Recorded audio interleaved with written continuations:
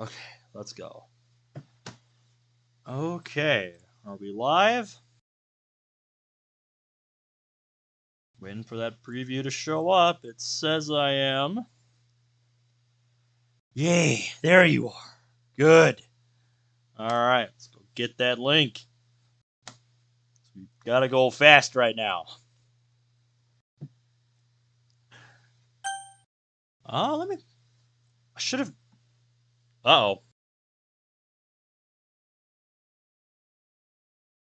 Caleb, I think your internet might have dropped.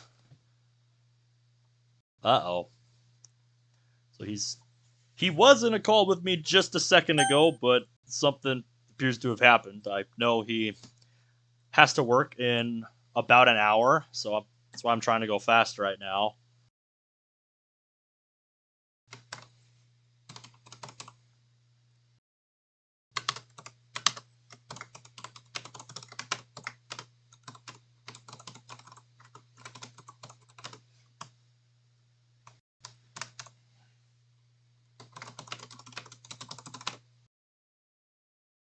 You are finally playing this mod you've been waiting for so long. I'm very excited to be covering it, because this mod has been built up to me over the last couple of years since I first heard about it, almost to the point where it has a mystique about it. What? Hey, you're there. Yeah, shit, what happened? What did I miss? Just me getting the stream started. Oh, you fucking started the stream? Yeah, everything's ready. So Oh, I don't know. shit. I thought maybe your internet dropped or something. Because one second you just Oh, you weren't in the can- call anymore. So I was like, Oh, yeah, shit. dude. Well, I was ready to Dude, go. you can. Yeah, you can still call me Caleb in your like stuff, by the way, if you want. Oh, you mean in the title? Yeah, you can still call me my actual name. Yeah, I just went with the new function that YouTube has where you can like at somebody and just link their channel that way. So I just went with that. I just went with that. If you want, if you want, when we're done, I can update it to Caleb if that's what you'd prefer. That's okay. That works. All right. Let's have a look. Nice. Maybe you can update the description later for the thing we're gonna mention. Hello, gentlemen.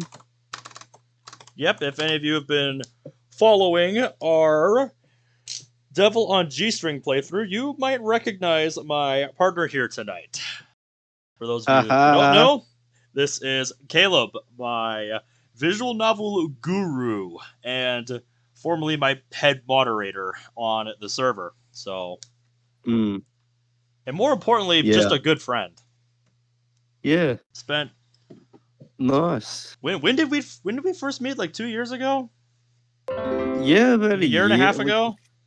Somewhere around there. Didn't I watch like DDLC stream did I first join? I'm gonna go like all. I'm gonna go into. Gonna go all into live. Gonna go through all of. Wasn't aware you guys were live. Well, I'm just now typing out the notification for Discord here. Yeah, Drift Club, Exit Music, Fleeting Feelings. Yep, that one was really fun. The Fleeting Feelings universe of mods. That one was really cool. Lost Ascension. CMG, what's up, man? How is everybody doing tonight? Going back to what I was saying about this mod having almost a mystique about it. It's a mod I have seen and heard about here and there throughout the community ever since people have been asking me to play it. And it's just a mod that I've heard a lot of things about. Some good, some bad. Some say it's like just I don't know if I would say a bad parody of the Fruits of Grisaia. That's the VN that it's based on. If you're not familiar, I haven't played that yet. Was the first thing that I ever joined you on was freaking was the first thing I ever joined you on was the Exit Music stream or like other things? That's that's the furthest back I can remember when you joined me for Exit Music Redux. Yeah. Like for consistently, and I think I just joined Abyssal on a couple of the other streams. I think And so, then just I yeah. stuck around. And yeah, CMG says, I like this mod, to be honest. After the final, because like yeah, Abyssal didn't stick around for Exit Music Redux, and I did. And then I think Yeah. that's when like I decided to and then afterwards, like the first episode of Devil on G String fucking 10 months ago. Mm-hmm. Because you really had to talk me into playing that, and I'm glad that you did, and I'm glad that I stuck with it, because it was worth it. It was worth it. Oh yeah. It's getting good though. The one mod I wish I helped you voice act. Well, Zach, that's not out of the picture. Because Caleb has to work pretty soon. I'm trying to get to things as soon as I can. So if you want, you can jump in. Dude, you can after jump in Caleb now has to for all. leave. Dude, you can jump in. You can jump in now if Well, you this want. was not planned, but Zach, if you want to get in here to help voice, we can move this to the VC in the server. Links in the description, by the way. You're cool, man.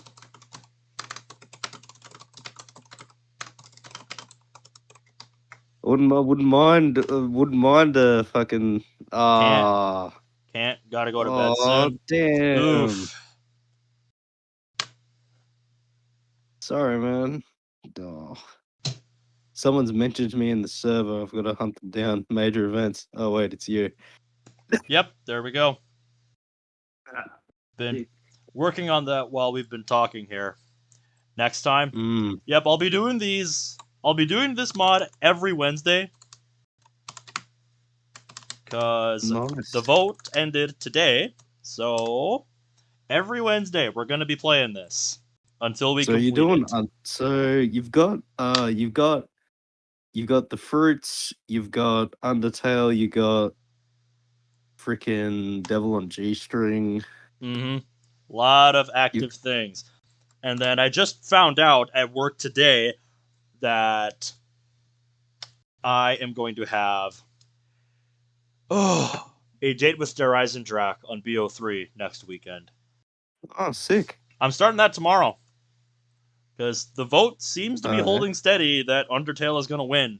If you're not aware, go to my community tab. There's a vote for what game I'm going to be playing starting tomorrow.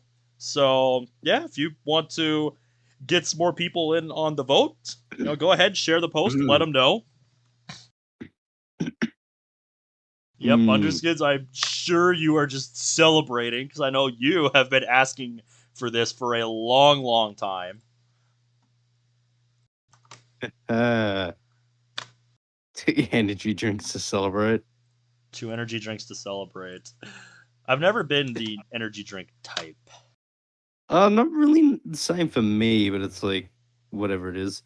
Haha, first thing in outsource. Oh, yeah, second thing in outsource promotion in Disheartened Games. Sick.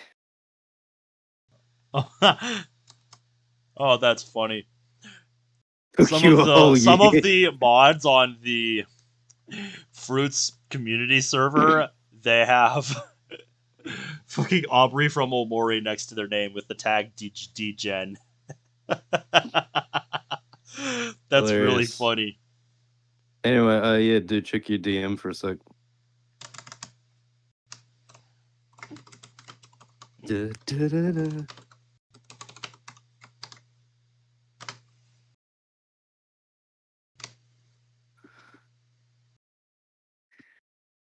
Hey, Zach. Guess what, man? Have you ever had one of those times where took you a whole year to actually play it?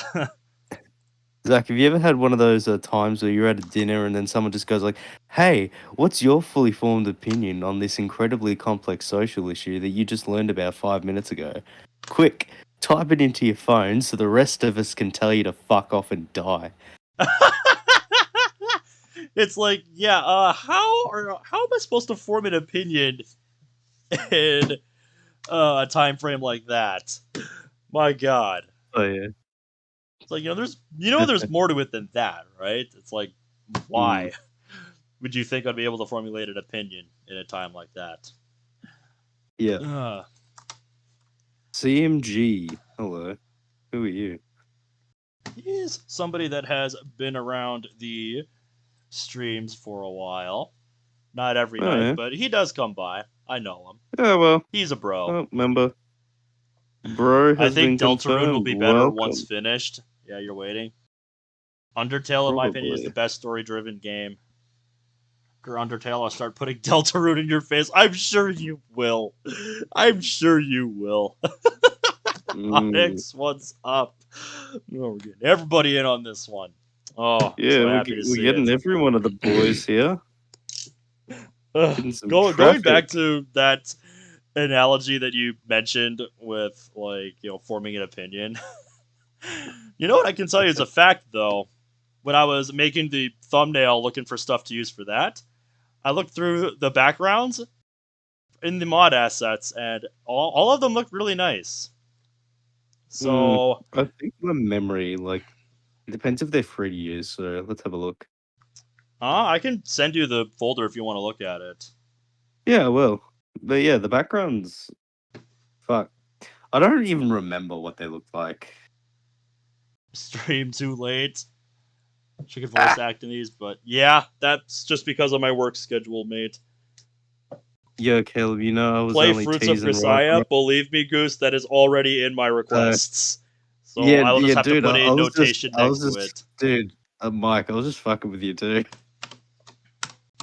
That's okay. And whenever we do eventually get around to playing Fruits of Grisaia, it's gonna be with my mate here. Yes. And since I have him here, now's a good time to mention I am going into a partnership with Disheartened Games going forward from this day.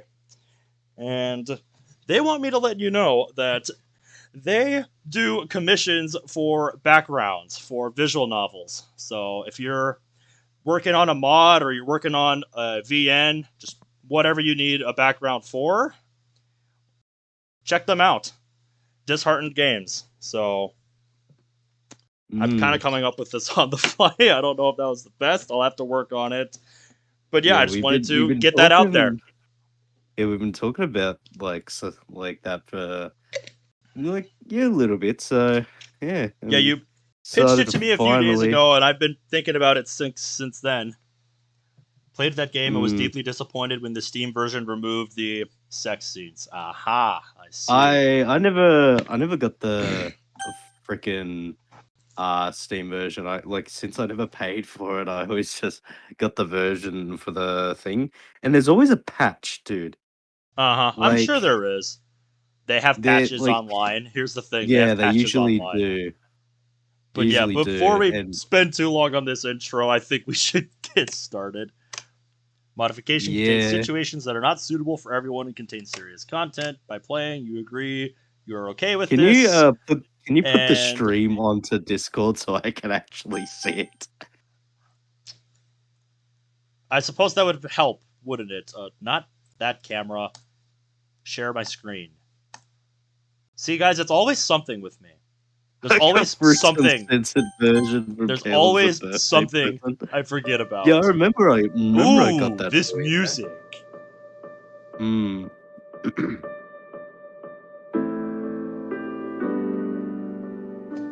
I saw this when I was digging through the mod assets. We got Psionica in here. Yeah. And they've got a Patreon. Yep, you're here, Frankie. You're just in time. We were just about to get started, so good timing as always. Yeah, let's do this. Yep, y'all have been asking for a long time, and I figured when I put it up for the vote, it would be either that or Spark of Hope. You surprised me with how many of you voted for Doki Vision, so I am not excited, not expect that. I kind of expected it to be a battle between those two. So yeah. Rest in peace to Sequel Club that did not get a single vote. I was rooting for you. But anyway. I didn't even give me a synopsis later. Yeah. Beds. I jammed my finger between the N and the M key. Hilarious. So yeah, because you all asked, here we are. Yeah. The morning sun hits my eyeballs, causing them to squint shut. Having my experience, I'm used to it, but nevertheless annoyed. You know what else I'm gonna do? I'm gonna add a new section in our Who Does What document. Oh yeah. For fruits. Like, I'm just gonna Oh, go down a fair bit.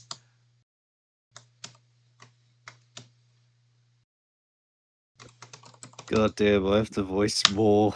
Like, what voices do I give these characters again? Because, like, I remember I don't know. trying to We're gonna have to figure it out I as we remember go. trying to voice Natsuki was killing me inside, but There we go. Ready. You'll check in the morning. Slip time. All right. Well, you have a good night, yeah. Sansi. It'll be here for Take you in care, the man. morning. Yes. This is one of the few times I wish I had longer hair. I would never want longer hair. That is just too much of a headache to deal with. Mm, I've never been a fan of it's long hair. At least I wouldn't ever want to have long hair. I think it's just I think it painful to looks deal with. pretty, but I wouldn't want to have to take care of long hair. Yes, indeed, to block out the sun from hitting your eyes. But unfortunately, I am mandated to keep my hair below a specific length. For me, that really only applies to my beard hair at work. The rhythmic sounds of the train hitting the rails remains a reminder of where I am destined. I look out of the window that I happen to be sitting next to and into the city. The stories I have heard about this place, when I found out I was coming home, I'll tell you, it left a sour taste in my mouth. The train begins to lose momentum, signaling our arrival momentarily.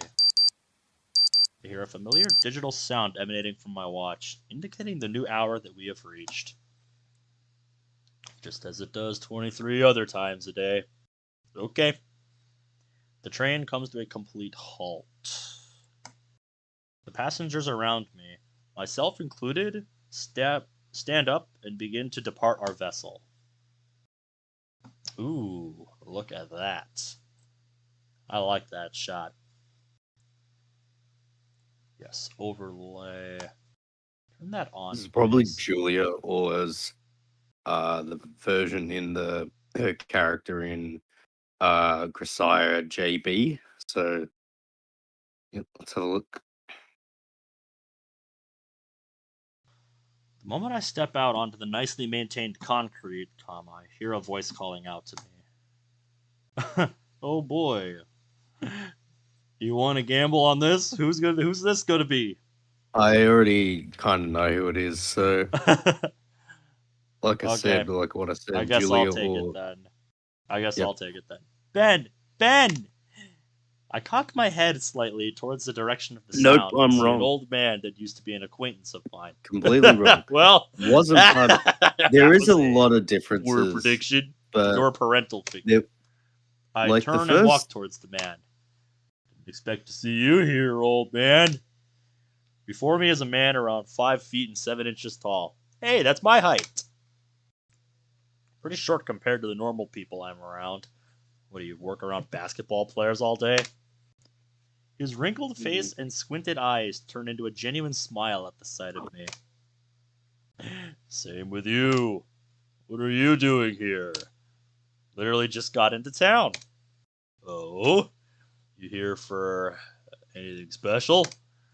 One of his eyebrows lifts up. Nope. Just here to go to school. You've only played Sayori's route? To make it clear up front, I do not know what route I am going to choose. I'm just gonna kind of feel it out. I know the beginning of this mod was like quite different from the beginning of the game. His Like face changes. It looks for as if one he's thing, like surprised. Kazumi Yuji actively avoided going on a train and ended up like I think Zach will even remember this. He ended up walking like 50 miles because he didn't want to go on a train. Really? Yeah, it was something like that. And then he ended up like beating up some getting pulled over by the police, stopping an armed mugger, and then getting sent to a police station. Then he went to school. Fascinating. Fascinating. Yep, that's pretty much Cool. what I can happened to tower begin over with. you if we ever meet in real life. What are you? At least like 6 feet tall? I'm I'm 5'11", so Yeah, so you're a bit taller than I am. mm, Never thought I would hear those words come out of your mouth, Ben. 6'1", I see. Back in, well, you weren't so spry to go to school. That I was not. But times have changed, and I am ready to go to a normal school for once. So what did you do before then? That's what I want to know. they're less subtle with like who he is in this writing. I've His noticed. smile returns. Yeah, see? Imprudence says Because Fruits is like trash isekai, whereas Determined is like one of his top 3 mods. This is why I'm so interested in this. There is such a split on this mod that I yeah, really want to just go in and find out for myself. like These my kind of things opinion, really get built up for me. I love it. yeah, my kind of opinion with this is it's a flawed like parody of the original, And I have but heard like, people with that opinion. So mm, the idea behind Fruits, so it makes it mostly enjoyable. He mm, pats me on the back with an all too familiar pattern. Well, that's great. Some do like it though. Well, you can consider me kind of a neutral party then, because I haven't seen like any spoiler material for this, and I have not played the Fruits of Grisaia, so I have basically no bias on this yeah, mod. I recommended All him I really ages have to ago go on for is me. my prior modding and experience with Devil on G String, as far as like VN related Mm. experiences go.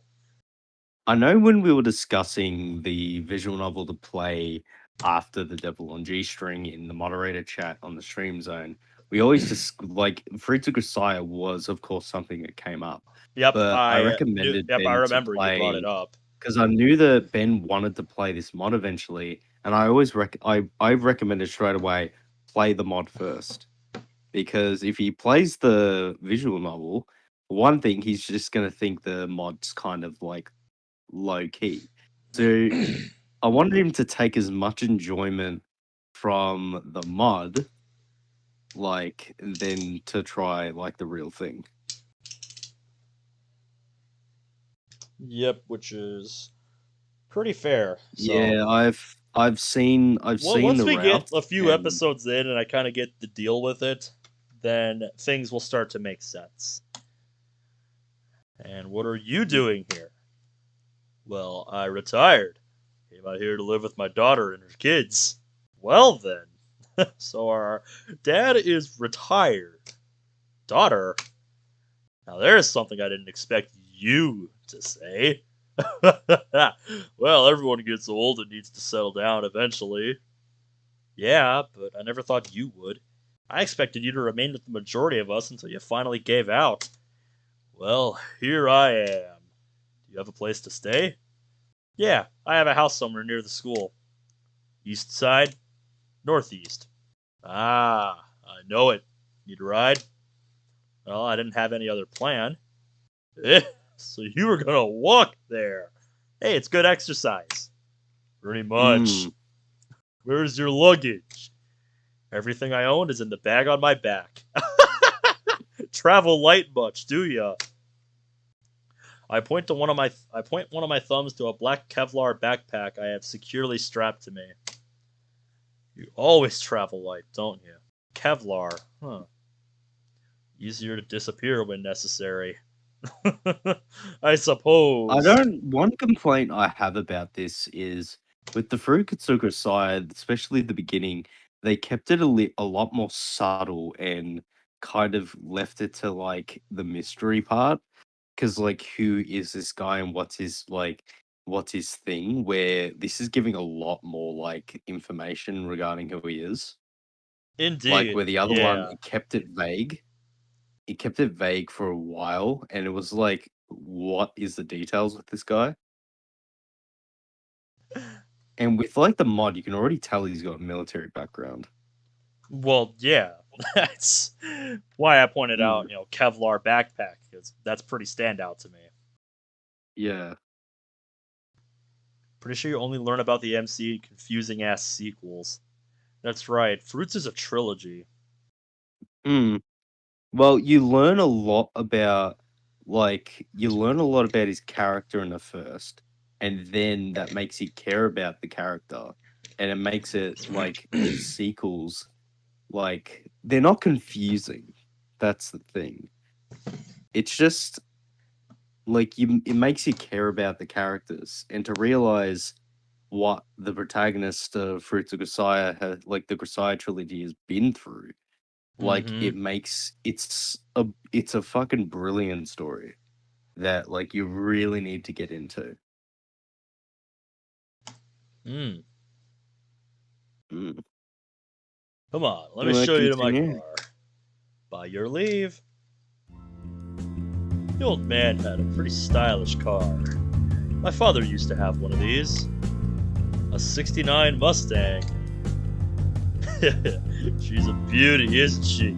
I remember playing an original version of like an earlier version of this mod where it actually had assets from the Grisaia trilogy, and I think they got in trouble and they had to actually make their own shit. Yeah, I think I read about that on the Fruits community server. Because I saw something about getting in trouble with like copyright issues. So yeah, they had especially one of my favorite tracks from this, Apple Clash, which it's the action theme to Fruits of Grisaia. It's amazing. Anyway, continue. Is this how you spent your retirement fund? I mean, I'd have to know what year it is to know how much it's worth in this story. So, but I imagine if it's like current day, and that's a valuable car, Bradley, you'd be the expert here. So, feel free to chip in.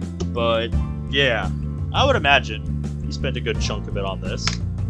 Oh, no, I still have a good half left. So out of the 800 grand they gave you, you spent over a quarter of it already. Kids ain't cheap. So that's this sexy beast of a car. Black Mustang accelerated onto a turnpike and eventually into a city street. When we departed to the train station, I expected it to be a short ride to the place I'm living at. Mustangs of that era easily 40,000 nowadays, and that even for mint condition. Oh yeah. He expects it to be a short ride. Deep. Dude, I would love that. I would love that shit. Deep voice. Mm-hmm. We can do that kind of voice together, Zach. I'm just gonna wait until the other character's gender reveal. Okay then. Turns out the train station is about a 15-minute straight drive on the freeway. Doesn't seem like much if you're a driver. Yeah, try walking that distance. It ain't as easy as it looks. But if you're walking, like myself, it would have taken as long as 3 hours. Convenience of a freeway allows drivers to get across great distances at a greater speed than normal roads. You don't say! So, are you still on Ashley's detail? The idol? Nah, I left that a long time ago. Trouble from up? Nope, just did as much as I could then. That's a reference to a side story. Anymore. And I did read something about them working on a side story for this mod. I wanted them to do an adaptation to Labyrinth, but like... Getting started on this finally. That's what's good. What's good with you?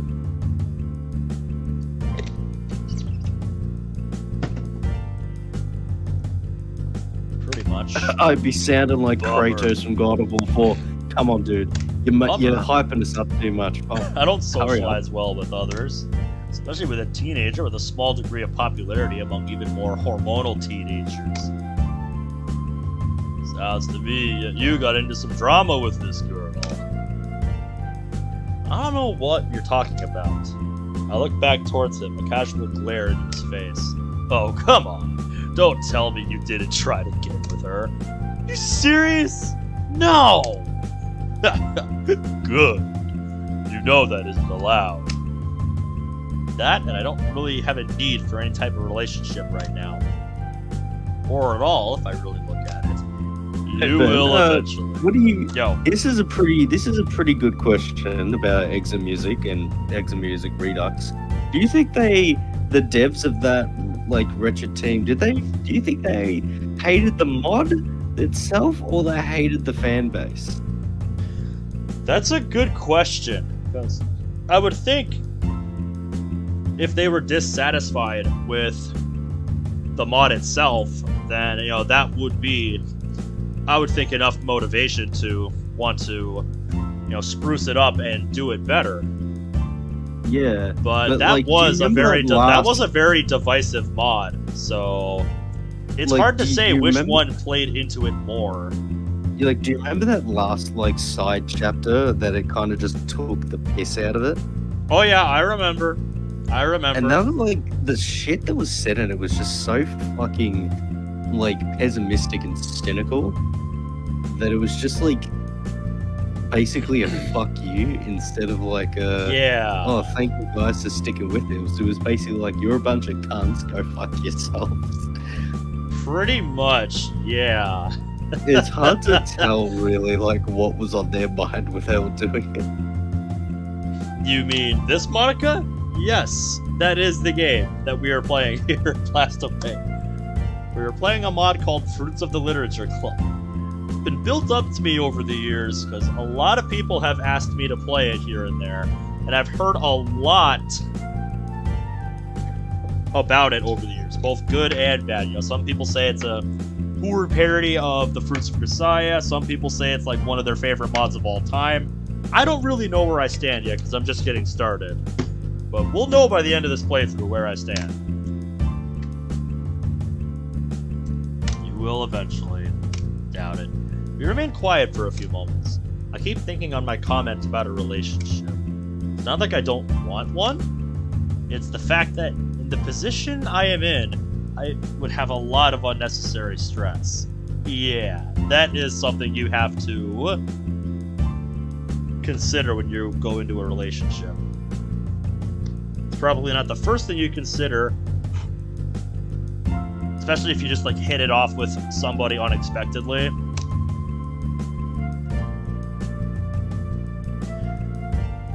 Yeah, there's just a lot to think about with that. Basically, the spot I'm in is I want to be able to take care of myself first, you know what I mean? It's not every day that I can just breathe and live a normal life day by day, and I'm curious why. Every day has a small amount of repetitiveness with it, but that's another story. We're almost there. Again, I appreciate the ride. You should stop by one day for dinner. I think my daughter would love to meet you. Huh. Why's that? I ruffle my eyebrows at it. Because you're basically like me when I was younger. Oh, really, old man? Is that a compliment or an insult? She's always nagging me about telling her about my younger years. You haven't, right? Of course not. I better. I was about to say, don't lecture me on policies I lived by for 30 years, Ben. Yep, he's literally do not recite the ancient text to me. I was there when it was written. Age comes easiness, old man. I still think I can take you. That would be interesting. I still am active, Good. I live a long life that way. How so? Granted, the man was old, but he still had a pretty fit body. Usually as men get older, especially where I come from, they tend to just let themselves go. They say, screw it, I worked hard these years, and I worked hard all these years, and I earned this. Then they just let their bodies waste with alcohol, tobacco, and junk food. The English is a bit all over the place, but okay. Yeah, I've noticed that in the intro bit here. I teach a self-defense class downtown. Well, that's one way. You should pop by. Give some of the ruffians in my class a little reality check. Why is that? As you and I both know to never underestimate an opponent. Yeah, I learned that the hard way today on my chess app.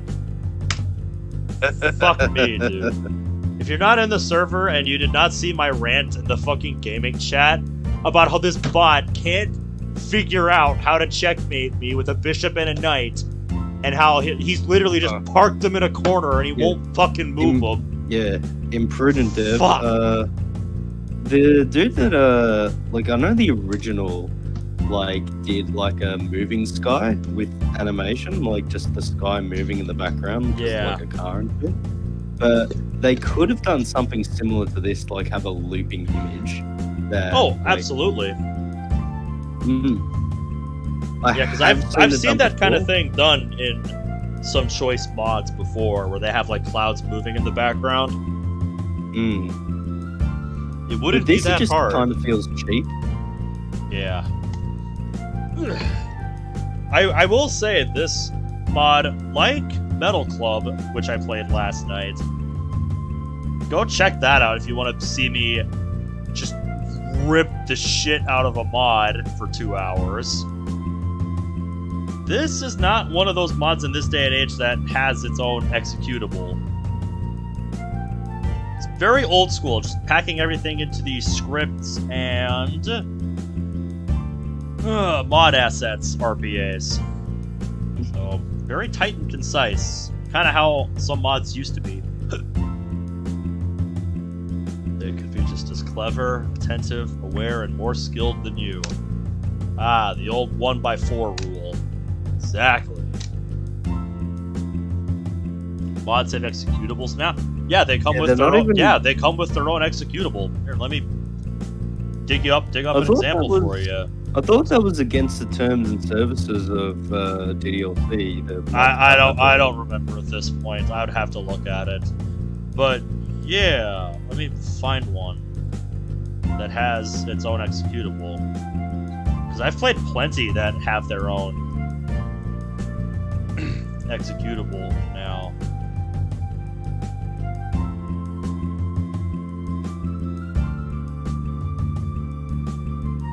Yeah, shit. Sanzi's here. Just pull up his.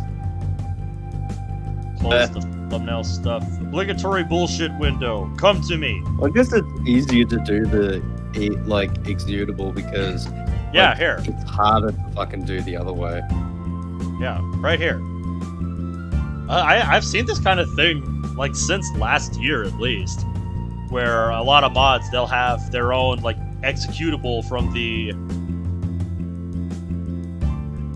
They'll have their own executable from like the. I think Summer Hope template that was they the used. First stack. Like I'm not sure like if this is right, but like something that's been going around for a while.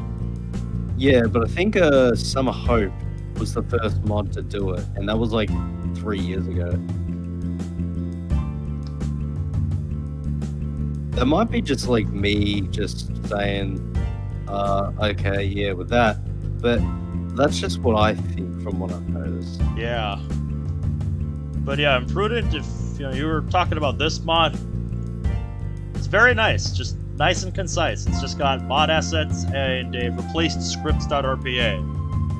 So tight and concise. It packs everything very neatly into those 2 files, and that's it. I think some people do it because they want to use like a newer version of Ren'Py than the game uses. So, seen it from Vigilante as well. That has its own executable. Basically, I think the reason people do it is they want to use like newer Ren'Py tricks that the version of Ren'Py that DDLC uses can't do on its own. So, I think that's the main reason why. You guys have this like silent messages thing now? What about silent messages? There's apparently a new Discord feature for silent messages. Oh, like how you won't get the notification sound? Apparently, yeah, I'll put it in the chat. Yeah, for me, that's just called opening up OBS.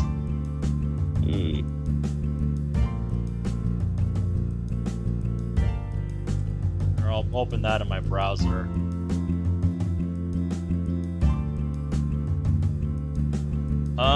Oh, this is just like the Discord thing on Reddit. I see. I have an executor who's using a 3-year-old template that doesn't work on 8. I'm guessing you mean Windows 8? But yeah. This looks familiar. As he says those words, we turn a steep corner and find ourselves in a pretty nice suburban neighborhood. My favorite. Is this it? Yep, this is it.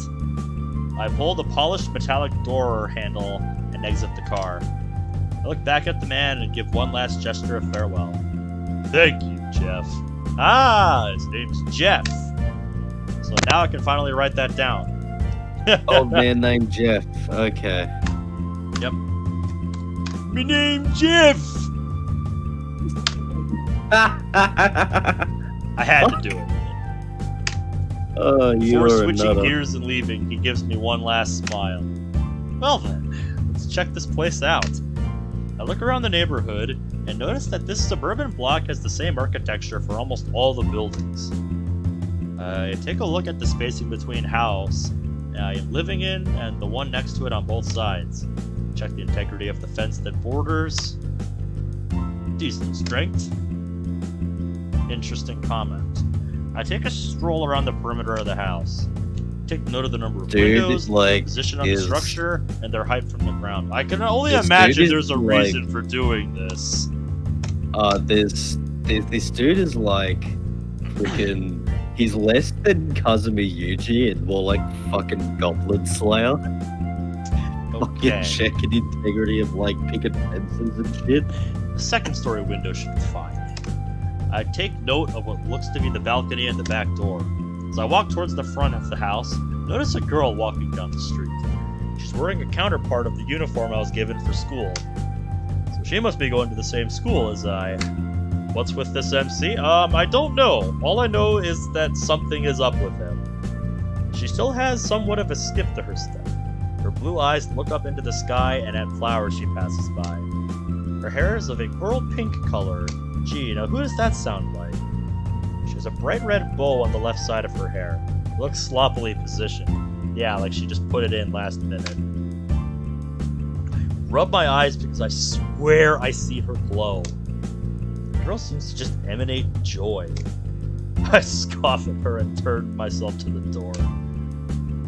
Kid will learn that the world isn't all sunshine and rainbows she thinks. Yeah, the English is all over the place. Yeah, it's also like I think that's one of the complaints about the protagonist. Like he's openly antagonistic. I personally don't mind that. Like as long as there's a given reason for him to be so pessimistic about everything. Because I kind of get the idea that whatever this guy does has probably given him that worldview. So like, as long as you set it up right, like I don't really have a problem with it. I know that it was handled differently in the original because I'm sure like he was more standoffish, more defensive, and less like attacking. Like someone just going. So it sounds like the roles have been reversed compared to the original. Yeah, like this dude feels like 50-year-old retired racist police officer. I see. Yeah, rather than an 18-year-old dude that's like had seen some shit. Yep. So Brad, you're not far off. If I remember, Fruits of Grisaia uses a yellow Ferrari 360 or some shit like that. No, that's not what I was reading. I was reading Onyx's comment. Man acted like a SWAT member about to raid the police. Immediately, I'm greeted with a short hallway around 3 steps before the kitchen opens to the right. The kitchen is rather modern and well furnished. Check the fridge and nothing. What else did I expect? The place was furnished, but I was just curious. Close the fridge and look out into the living room which borders it. Take a look into the living room and out the windows. I look and see if I can see the space directly below the window. I can't. Walk across the room and open a small white door. It leads into a laundry room, fit with a washer and dryer. Luxury. It will definitely be easier than manually washing and drying my clothes. Oh yeah, absolutely. I have not known life without a washer and dryer, and I don't think I want to. Washing shit by hand sounds awful. Like, putting everything out to dry sucks. Oh yeah. I close the door and head upstairs. Immediately on the left is my bathroom, and across from that's my bedroom. They seriously did not spare any expense with the decor here. My bedroom is a closet, dresser, bed desk, and several miscellaneous items That's not to make exactly. it look lived in. There's no real fucking decor in this fucking room. There's no decorations at all. Why are you getting advertisements for a RTX 4080 which costs $1,200? I don't know. I take a moment to place my backpack on the bed and survey the area from my window. Once I get a good understanding, I walk out of the room. Next to the stairwell is a sliding glass door that leads to a balcony. I walk out onto the medium-sized cement balcony. Very nice. Very nice. I've seen this one like a couple of times. Lean forward on the wall. My forearms. I already have a complaint with this background that like near the power lines, the thing that's on top of the power, like that white like strip thing, that does not look natural at all. Oh, you mean right there where the like there's supposed to be like a little support for this power line here? Yeah, that is. Yeah, that does look a little bit off, but it's good otherwise. Yeah. And I look out into the neighborhood. I see some grade school age kids playing with a jungle gym some well-funded parents purchased. Aha! I also see an old man petting his dog in his front yard.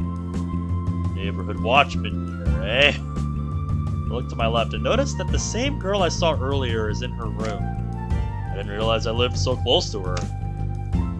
Just works out that way, huh?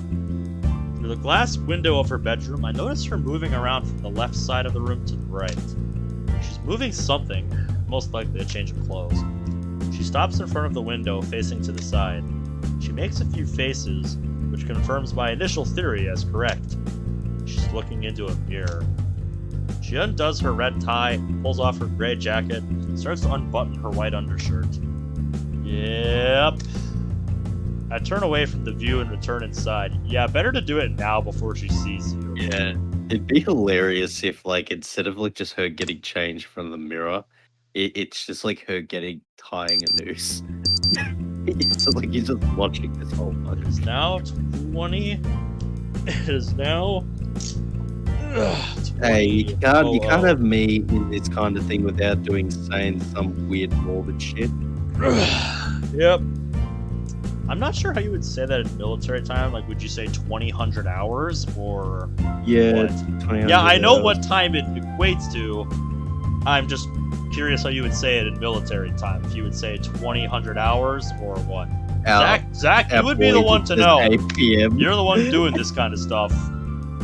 4 more hours until midnight. I know it's 8 p.m. because the time clock at work uses military time, so I kind of have to know how it works.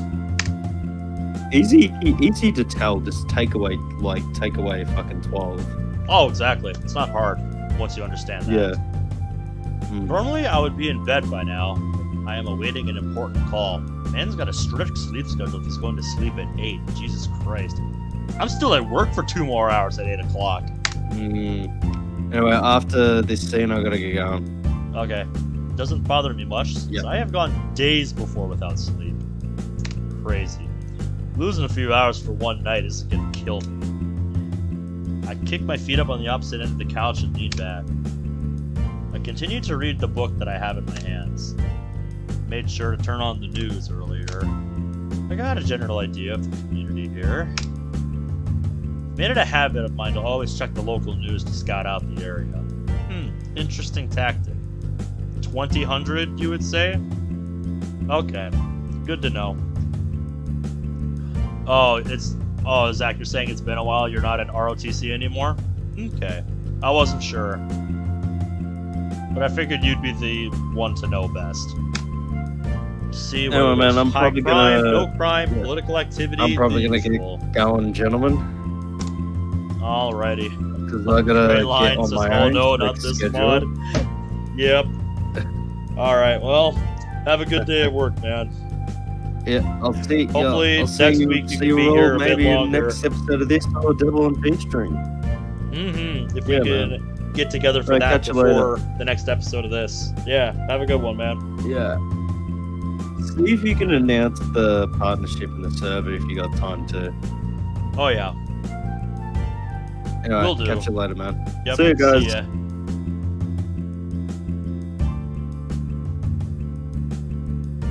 Okay. The second voice has departed. Yep. You'll see him on the Devil on G-string playthrough, if you guys have been following that. To see whether there's high crime, no crime, political activity, the usual. Yep, I see how that is a good tactic for scoping out a neighborhood. Just getting the lowdown on what things are like there.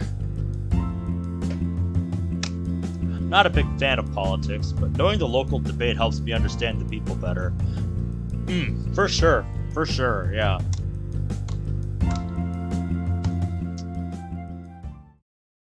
Not according to this mod story so far.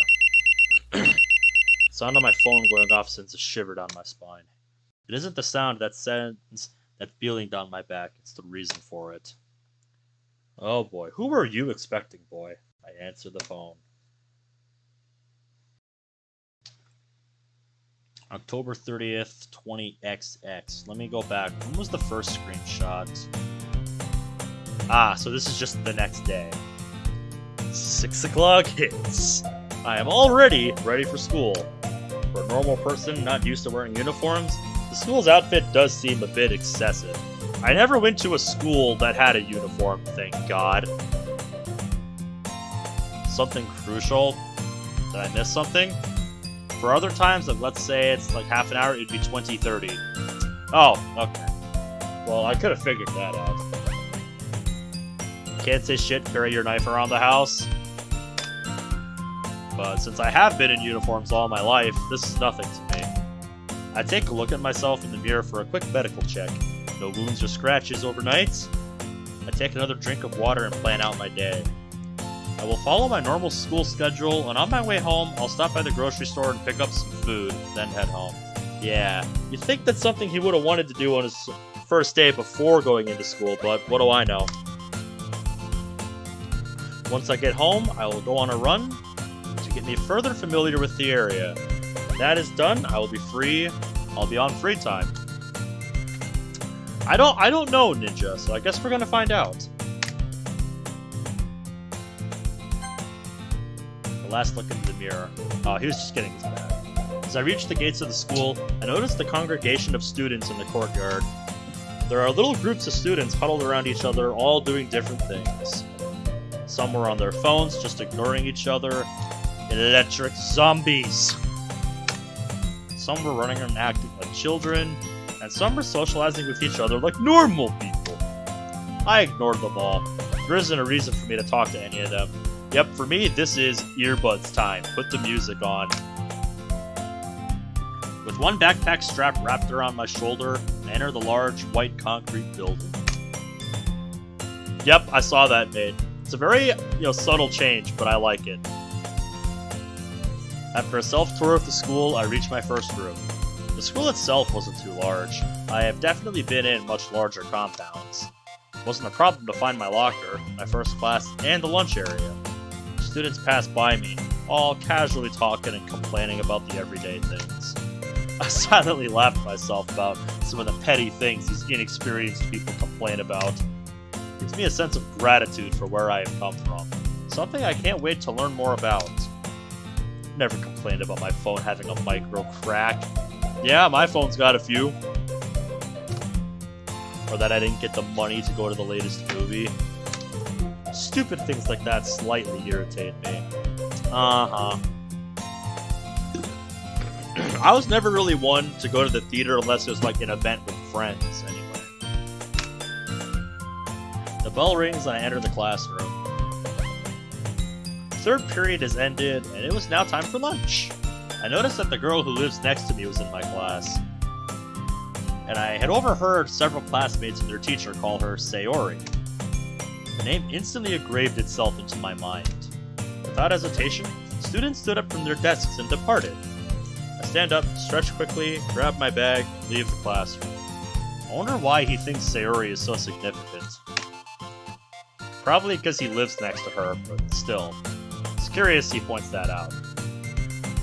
I approach my locker and get ready to switch out my books. But before I can even touch my lock, I hear some grunting. Ugh. My head perks up a little, and I head towards the sound. It's on the opposite side of my locker. When I turn my head around the corner, I see that same girl who was in my class and lived right next to me, having trouble with her lock.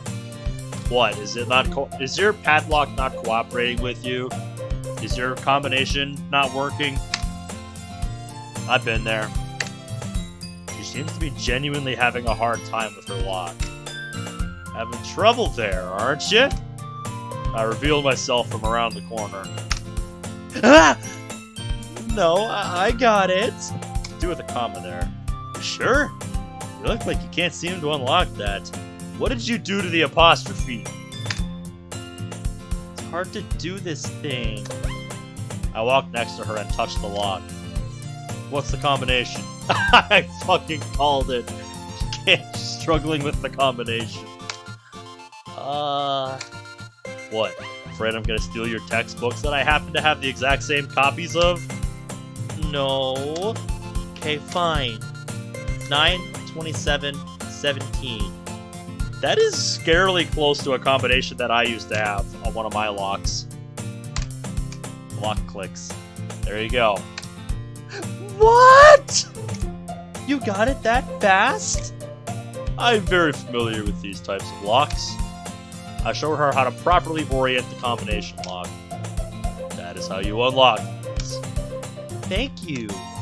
I wave my hand at her locker and turn around. Hey, wait! I turn around to look at her. You're that new guy in class today. Yeah, I remember seeing you while I was walking home yesterday. So you do remember. I'm surprised. That's not like you. Ah, yes. I remember you too. The name's Ben. Ben? I like that name. It's what I was given. Anyways, goodbye. I turn away from Sayori again and return to my locker. Where are you going? I'm gonna put away my stuff and go eat. Don't forget what I showed you. Okay, thank you. You never used your high school locker? Yeah, I know you are, Zach. I know you are.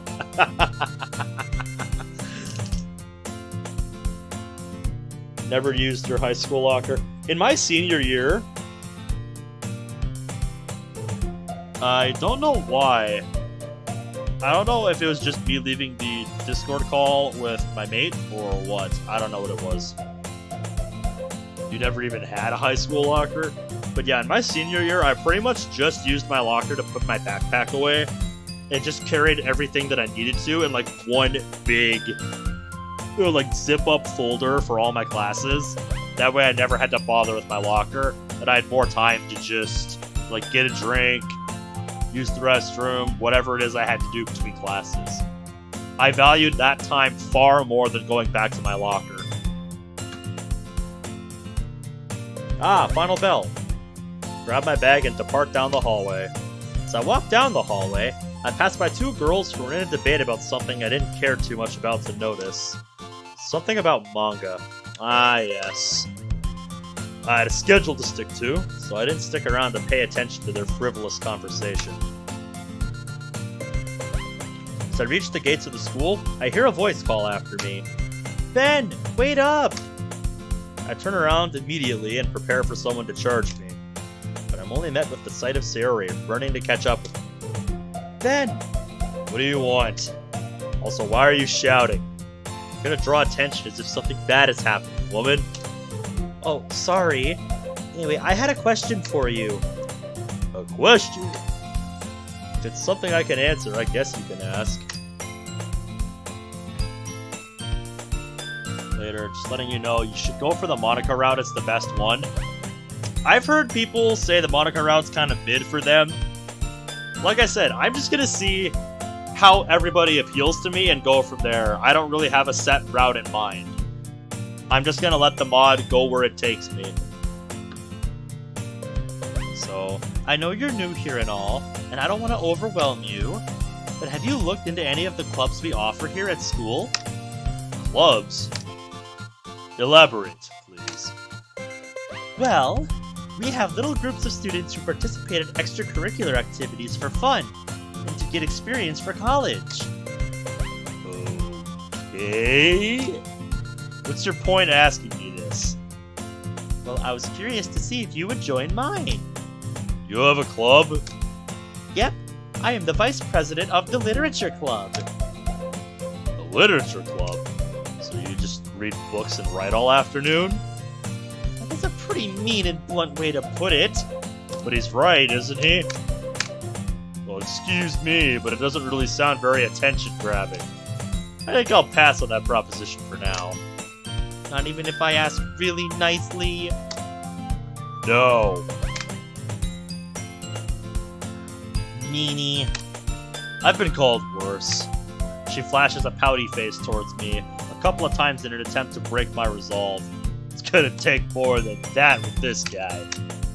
Fortunately for her, I am very efficient in keeping a straight and professional face when needed. I imagine he's quite good at poker, too. He seems like the type who would have a good poker face. Yuri's definitely the weakest route. Now, to secret out, you learned quite a bit about MC, too. Every morning, afternoon, and evening, I always had a friend who would pay our class a visit and make sure we all were professional. Anyway, I'm going home. You enjoy your club. Okay. Bye. I turn away from her and head home. As I watch the steak on the portable oven grill, I occasionally glance over to the homework I was given. Normal English and social history subjects were a breeze for me. Favorite ice cream? Soft serve chocolate is my favorite right now, because Blue Bunny just released a soft serve vanilla and chocolate tub, and holy shit, dude, it is addictingly good. My god, I did not realize how much I love soft serve ice cream until I had that. It just reminded me, like, it's so good. It's so good. I'm gonna stop before I get carried away. However, math was a different subject. The math I normally use in life is much different than this general principle they teach in schools. What are they showing you? In short, they're two different ball games. But begrudgingly, I continue to finish the work, taking a few breaks at times to continue to make my meal. I settled on a lean cut of meat, cooked medium rare with asparagus and rice. Hey, can't go wrong with medium rare, mate. For me, just any kind of good chocolate ice cream I'm satisfied with. But soft serve in particular, just, oh, God. It reminds me of when I used to go to the occasional buffet, and they'd have like a soft serve ice cream maker there, and holy shit, I could not stop myself from getting like, 3 or 4 servings of that. Holy shit, it's too good.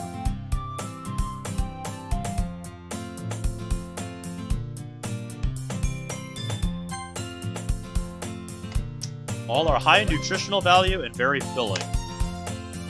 I cook several steaks and prepare different portions of the asparagus and rice for later meals. So yeah, this is the type of guy that plans a lot of shit out in advance. It's better to prep your food now and eat it later in life. To each their own. That's what I used to do in my old school, where I lived in a dorm with about 80 other students. Made it really easy to wake up when signaled, eat quickly, and get my morning hygiene routine done. Slide my homework into a special folder I have designated for work I needed to do while home. I finished making the final steak, which I planned to eat tonight since it was the freshest.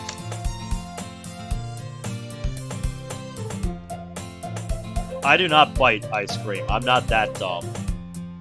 As I sit down at the table, I eat silently. During this time, I just clear my mind and finish eating my food at a fast pace.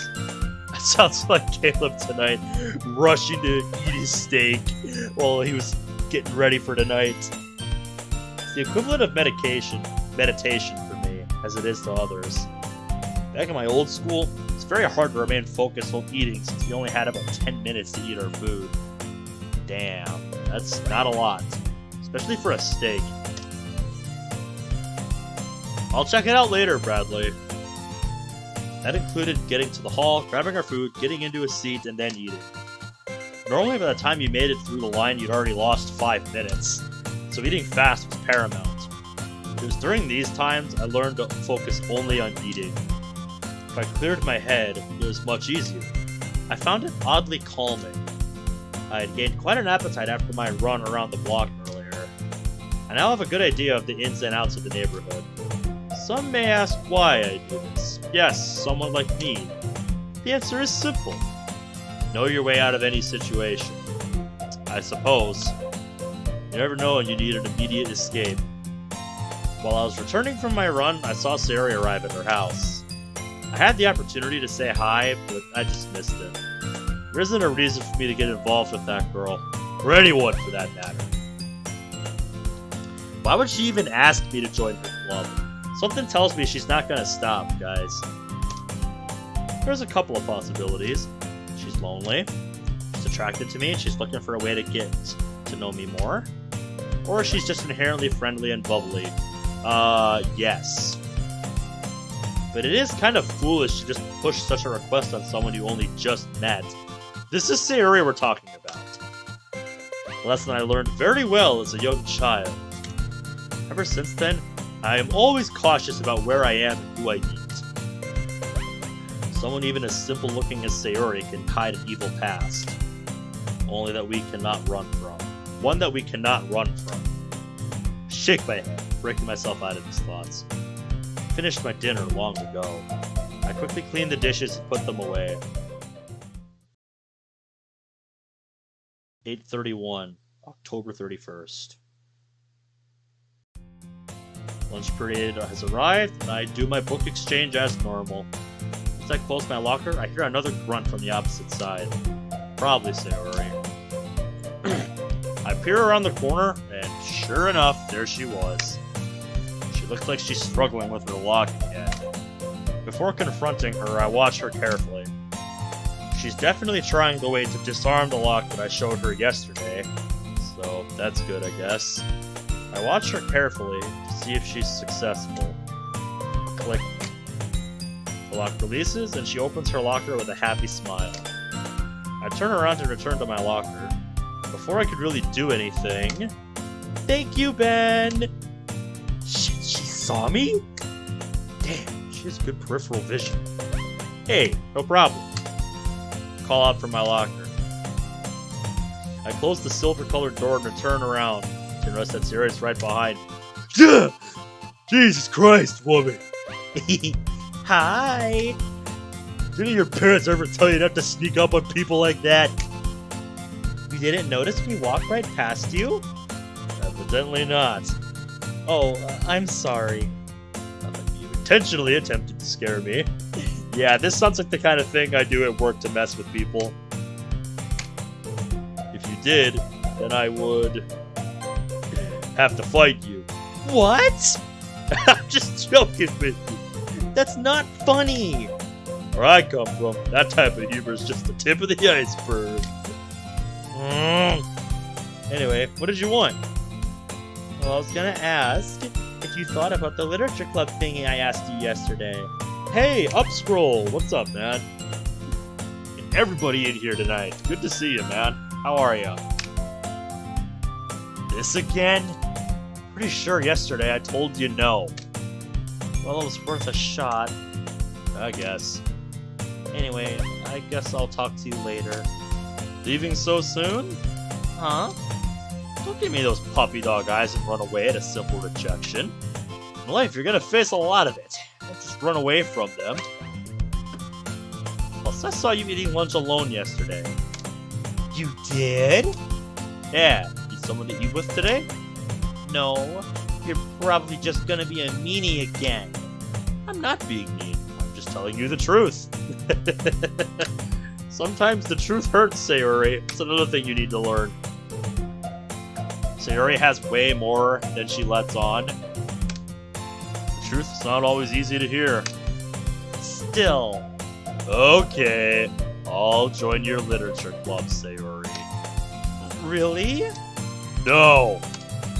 You're so mean! I love it. I love it.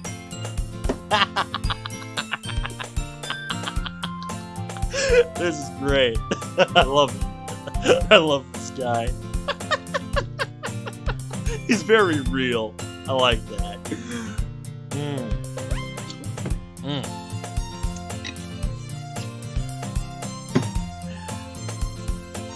Oh no, you have school. Well, it's nice of you to drop by if you're only going to be here for a little bit. I appreciate you dropping by. Try to pussyfoot around the truth, it hurts more. Better that I denied your invitation now than to lie to you later. I don't like this. Listen, how about we go eat now? You don't ask me to join the literature club again, I won't be a meanie. I make quotes with my fingers. Hey, that's my job, boy. Other than that, we should be fine. Okay. Sarah and I make our way to the lunchroom. It is a gym-sized, multi-purpose room that's been riddled with several rows of wooden tables. Yeah, that sounds like our cafeteria, alright. Just retrofit the gym at lunchtime to act as a cafeteria. Definitely enough to fit the number of students eating lunch in here. We get our food and sit down at a nearby table. Sayori and I begin talking about each other. Sayori, what am I doing? English is hard, guys. Ugh. God damn it. By each other, I mean her. So tell me about yourself, Ben. There isn't much to tell. Well, there has to be something. Why did you come here? To go to school. I went to another school far away and decided I needed a different and new start. Oh? Why is that? Just felt like it. Just felt like it. It's a saying we used at my old school for don't ask about it, you don't need to know. What about you? Why are you here? Well, started to go to school here when I came with my family. That was 12 years ago? And you're how old? I'm 18. Ah, so you've pretty much spent all your life here. Yep. Interesting. So what do you do for fun, Sayori? Oh, lots of things. I like to draw, I like to read, I like to run around and play, and I like to play with animals. So overall, you're pretty random. Yeah. Well then. What about you? Ugh. What do you like to do? Read. Read? Is that it? Well, I exercise a lot, but I don't really consider that a hobby of mine. Need to maintain a level of fitness at all times. Huh? Why? Just feel like it. Okay, is that another saying? Anyway, we're done with lunch. Let's go back to the lockers. Okay. Internet went out? Oof. That's something I hope doesn't happen to me next weekend. Close my locker, rest up the class's books in my bag. You want to find out why I say that? Join the server. Links in the description. Thank you for eating lunch with me, Ben. Hey, no problem. Oh, Ugh. Would you walk home with me after school today? Me? Why? Because we also live right next to each other, so it just works out. Monica is not impressed with Sayori's attempt.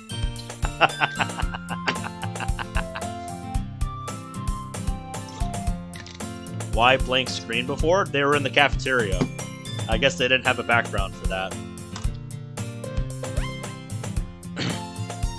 I walk alone. Okay, Mr. Green Day. Oh, come on. Ugh, fine. Yay! But there's one thing. Catch. Do it. I decided to walk home with her. I knew she had something hidden. Usually when someone asks you something, there's a motive behind that question. Uh-huh. Yes, you do, Zach. Plus 1 point. I don't seem surprised to Sayori. Ugh, what is it? You have to come to my literature club. What? I told you no. But you said you would walk home with me. And I walk home after the literature club. I can very easily change my answer to a profound no. I promised the other members I would introduce you today. Don't make promises you can't keep. They were all really excited to meet you. One member even said she would bake cupcakes. Ugh, how many of you are there? In the literature club? No, shut up. Females are so goddamn persistent. Women. You know all about that, don't you? It's quite annoying, really. Please, Ben? It would really mean a lot to me if you did. I don't really care if it means anything to you. You used a rather sleazy tactic to persuade me to join your club. You don't have to join. Just at least stay and wait for me to finish. You can meet the other girls in the club too. That way you aren't bored. Jesus Christ. You don't let up, do you? Two with a comma and a question mark there. Fine. I'll wait for you. Yay! I did a little hop while cheering victoriously. Women really annoy me. That's my boy saying this, not me. Constantly nagging you when they don't have the right to. No woman tells me how to eat my food, in the shower, pretty much anything other than my own mother. She earned that authority over me. Yeah, damn. This boy's got strong opinions. I respect that. The only reason I let a few men order me around is due to seniority over me. Once you're out of that chain, you no longer control me. One of the reasons I was top of the class at my old school. Exposed. Oh shit. When I think about it, there was one other woman who could order me, but she is gone now. I'll see you later today, Ben. Sarah tells me the room number of the literature club before trotting off to her next class. Ugh.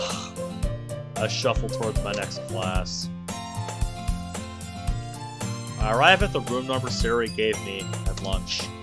Class has been over for about 10 minutes. Sayori told me to show up at a specific time. I check my watch and wait for that time to come. Okay, here we go. I open the door to the classroom and enter it. Looks like a normal English classroom. I take a quick second to look around the room. Nothing will ever top that, Zach. I don't think anything will ever top that in my history of playing these mods. If y'all weren't around for that, Zach, I'm sure you or somebody has a clip of it. I legitimately don't remember. I want to say it was during something like the Google Translate playthrough, one of those mods. But I wish I did. I legitimately don't remember what stream that came from, just that it happened last year. Like, the line was, I do my best, and for some reason, I said this, and as soon as I said that, I literally just slammed my head on my desk. Because I'm like, fuck, what did I just say?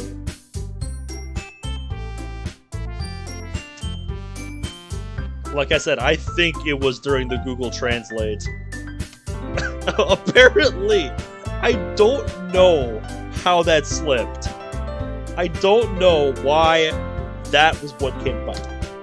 Don't be giving me starry eyes right now. This is not a starry eyes moment. But yeah, I don't know how that happened. I legitimately do not know why I said that. I cannot fathom why I said that. Sure, we'll go with that. We'll fucking go with that. Fine. Whatever. I take a quick second to look around the room, but it wasn't long before a blue-eyed monster obstructed my vision. Ben, I'm so glad you came! Didn't really have any other choice. Sayori, you didn't say the new member was a boy. It didn't seem important at the time. Natsuki, that doesn't seem like something important. To her it is. Also, what did you expect with a name like mine? If he is a club member, he is a club member. A tall purple-haired girl arrives at the front of the room with the three of us, promptly coming to my defense without call. Wait a minute. I overheard these two arguing about manga yesterday. But boys ruin everything!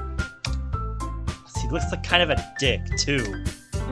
I walk into the club room for less than 30 seconds, say 5 words, and I'm the dick. Get the urge to open my mouth, but I restrain myself. If I'm gonna be here for however long this club does its business for, best to keep tension low. Because believe me, I know how difficult things can get when you're forced to be around a group of people who don't like you. Natsuki, assuming such a thing about someone right off the bat is pretty hurtful. Yeah, my feelings are real hurt. I could feel his sarcasm from here. He's using words to his advantage right now. I love it. A lot of you have been sending me shit on Discord. I'm literally about to hit 9+ notifications, so I should probably see what y'all are looking for me for.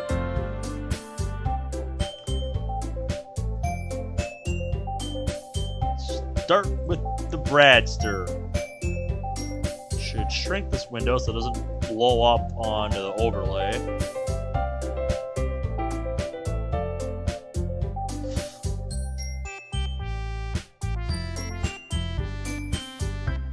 Let's say.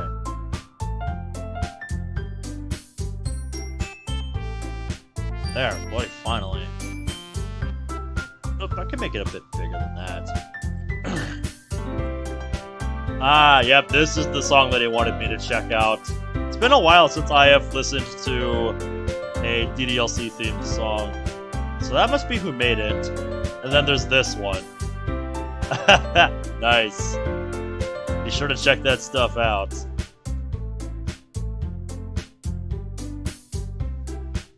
And something on the server. What did you send me in video sharing? Oh, we got a couple things. Blast Away sent something in video sharing. We got Undefeatable AMV. Oh, you made an AMV of Undefeatable. I'll have to check that out later, Blast Away. That's awesome. I love a good AMV. I used to get lyrics that way for certain songs. God damn it, Honest. How did I know?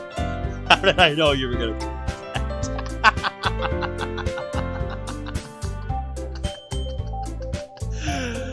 Anyway, let's continue.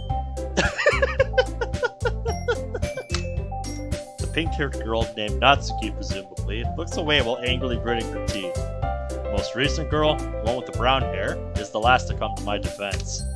She has a proud and confident demeanor and stance about her. She catches my eye for a second. Ugh, whatever. I'm sorry. Apology accepted.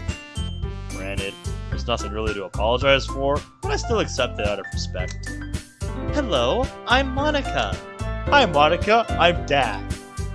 Ben. I am the president of the Literature Club.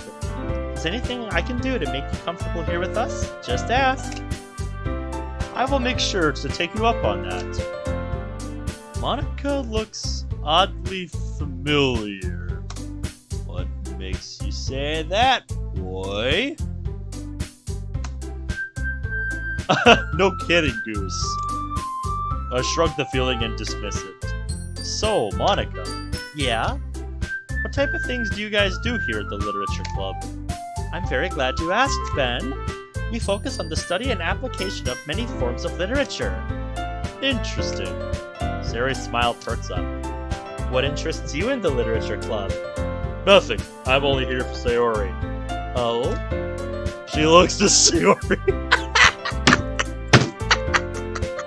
This guy knows how to use leverage. I love it. Sayori's squirming in her shoes. I was escorting her home today, so she insisted I wait for her here. So I'm just a guest. But I do hope he will join. Oh. Well, I do certainly hope you join if you're interested. Another member will get us registered as an official club. So if you have under 5 members, your club isn't really a club? Yeah.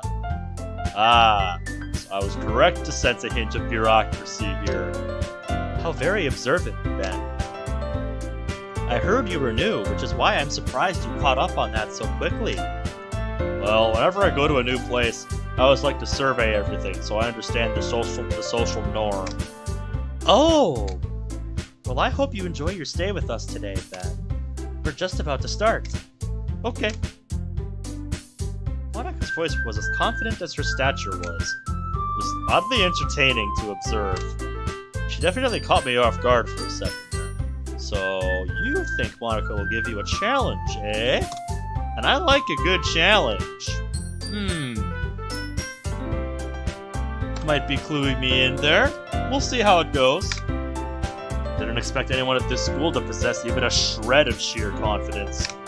But I was clearly wrong for how Monika presented herself. The fact that she is the president of a literature club immediately shows me she is an academic. But something continues to dig at my mind about her.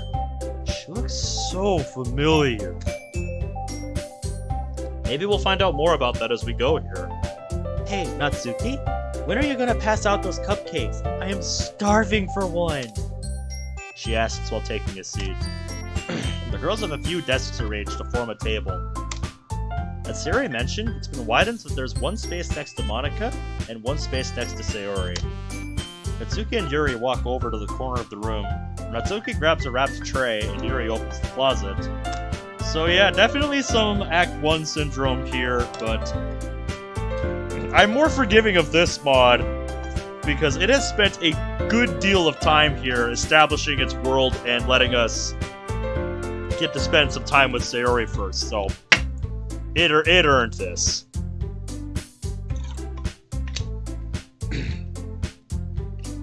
If you want to find out more on why she looks familiar, play the Monika route. I take a seat next to Sayori. This mod doesn't just copy it verbatim, it actually does something with it. It's actually going somewhere. Take notes, Metal Club. This is how you do Act 1 syndrome right. Natsuki probably marches back to the table, tray in hand. Okay, are you ready? Ta-da! Whoa! Yep, nice cupcakes, Natsuki. The whiskers are drawn with icing. Little pieces of chocolate were used to make ears. So cute! I had no idea you were so good at baking, Natsuki. Trust me, Ninja, I don't think anybody watching last night did. And if you guys weren't here last night, if you want to see me and Chad rip apart a mod for 2 hours, go watch it. You'd probably get more entertainment out of us ripping it apart than the mod itself. Trust me. Well, you know. Just hurry and take one. Sayori grabs one first, then Monika. I follow. God damn it, Sayori. Stop talking with your mouth full. I turn the cupcake around in my fingers, looking for the best angle to take a bite. Natsuki's quiet. Can't help but notice her sneaking glances in my direction. Is she waiting for me to take a bite? Would you be surprised if I told you the answer was yes? I think it's sweet sort of flavor. I wonder if she made it herself. This is really good. Thank you, Natsuki. Why are you thanking me? It's not like I made them for you or anything. Eh?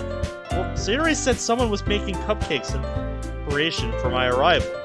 Well, maybe, but not for, you, dummy. Okay? I give up on Natsuki's weird logic and dismiss the conversation. Yuri returns to the table, carrying a tea set. She carefully places a teacup in front of each of us before setting down the teapot next to the cupcake tray. Ooh, I can't wait to see it, Zach. You keep a whole tea set in this classroom? Don't worry, the teachers gave us permission. After all, doesn't a hot cup of tea help you enjoy a good book? I guess. Don't let yourself get intimidated. Yuri's just trying to impress you. That's not... I meant that, Hey, I believe you. Tea and reading might not be a pastime for me, but I enjoy tea. I'm glad. Yuri faintly smiles to herself with relief. I take a sip of the tea and immediately recognize what brew. It's a strain of oolong tea. Not one of my favorites, but better than the gruel that my old school called tea. Nevertheless, I drink it. So, Monica, why is it that you started your own club? From what I've seen so far, there are a few large-scale clubs already. Well, To be honest, I can't stand all of the politics around the major clubs. Feels like nothing but arguing about the budget and publicity and how to prepare for events. I'd much rather take something I personally enjoy and make something special out of it. And if it encourages others to get into literature, then I'm fulfilling that dream. Monica really is a great leader. Yuri nods in agreement. But I'm surprised there aren't more people in this club yet. Must be hard to start a new club in competition against all the others. You could put it that way. Not many people are very interested in putting out all the effort to start something brand new, especially when it's something that doesn't grab your attention like literature. You have to work hard to convince people that you're both fun and worthwhile. But it makes school events like the festival that much more important. I'm confident that we can all really grow this club before we graduate. Right, everyone? Yeah! Everyone agrees. Such different girls, all interested in the same goal. Monica must have worked really hard just to find these three. Maybe that's why they were all so delighted by the idea of a new member joining. Although, I don't intend to lower my guard on this getting Ben to join the club shtick Sayori has. So, Ben, what kind of things do you like to read? Me? Well, I don't really have a preference. You're gonna write some of your club meeting, then head off? Alright, good night, Zach. Thanks for hanging out. Best of luck working on your mod, as usual, mate. I'll read pretty much anything that I can find. No preference? What was the most recent thing you read? An educational book about birds. My advisor, Mr. K, would be proud. Why birds, if you don't mind me asking? Just felt like it. That time it was genuine. Read pretty much anything that I can. And I happened to come across a book about bird spotting. Yep, interesting. So he is quite the avid reader, it would seem. That is pretty interesting. If you say so. What do you like to read, Yuri? Well, let's see. Yuri traces the rim of her teacup with her finger. My favorites are usually novels that build deep and complex fantasy worlds. The level of creativity and craftsmanship behind them is amazing. And telling such a good story in a foreign world is equally impressive. Yuri goes on, clearly passionate about her reading. She seems so reserved and timid since the moment I walked in, but it's obvious by the way that her eyes light up that she finds her comfort in the world of books, not people. Kinda like me with certain games. But I like a lot of things. Stories with deep psychological elements usually immerse me as well. What's getting you excited over there? I see you with those starry eyes again. doing over there in the corner there, girl? Isn't it amazing how a writer can so deliberately take advantage of your own lack of imagination to completely throw you for a loop? Anyway, I've been reading a lot of horror lately. I have read a pretty good few horror novels. Really? I wouldn't have expected that, Yuri. For someone as gentle as you. I guess you could say that. But if a story makes me think, or takes me to another world, then I really can't put it down. Surreal horror is often very successful at changing the way you look at the world, if only for a brief moment. Truth. There is some truth to that. Ugh, I hate horror. Oh, why's that? Her eyes start over to me for a split second. Never mind.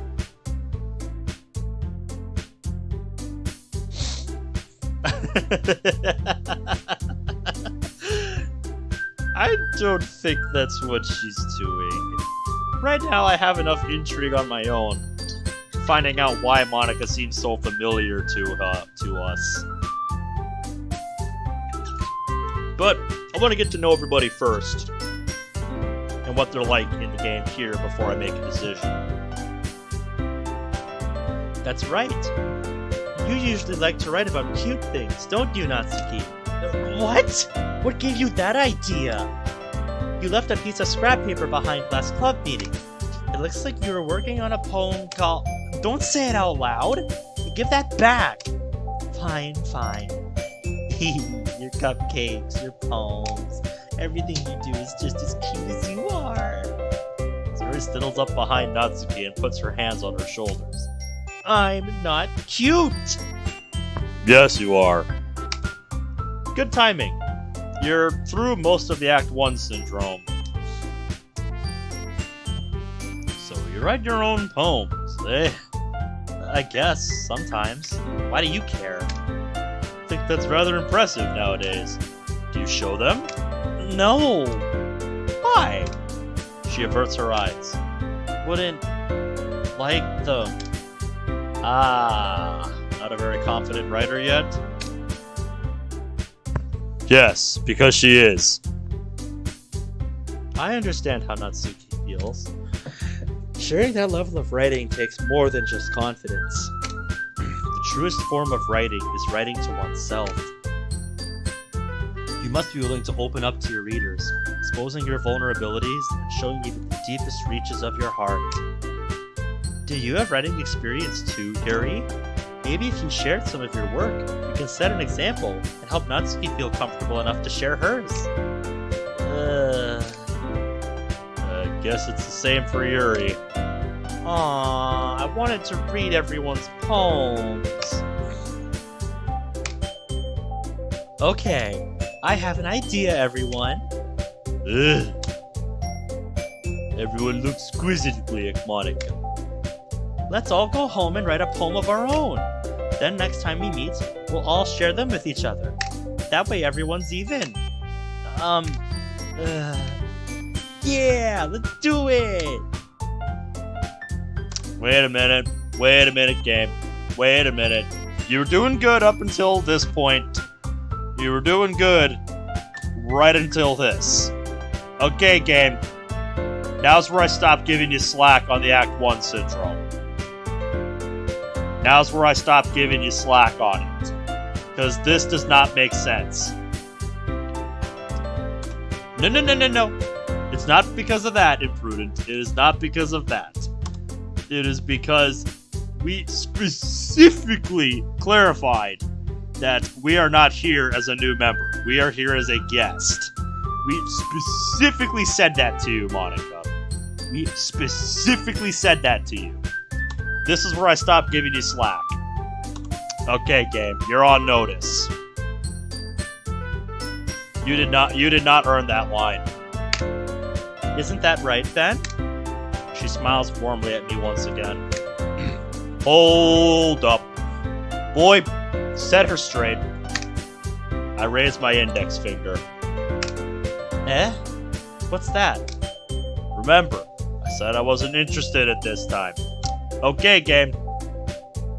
Point withdrawn. Good.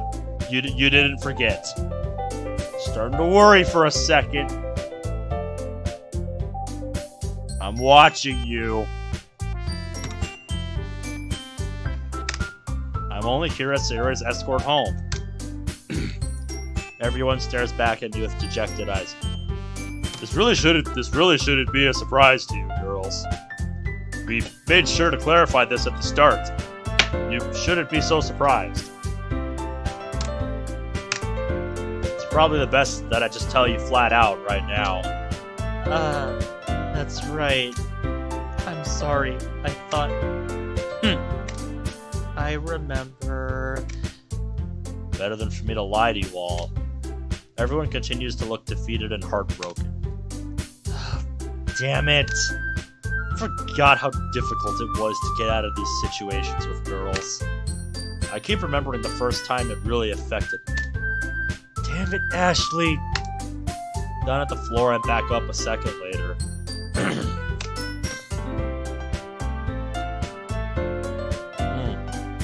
And with that, my water is gone.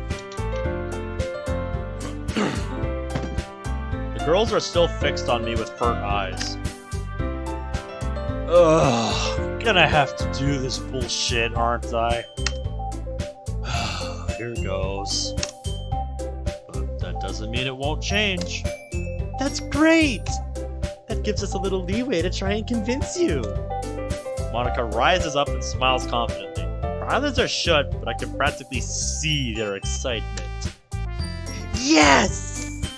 Sarah raises both of her hands in joy. I guess that is okay. If I find out this was all for the cupcakes, I will be super pissed. Okay, everyone.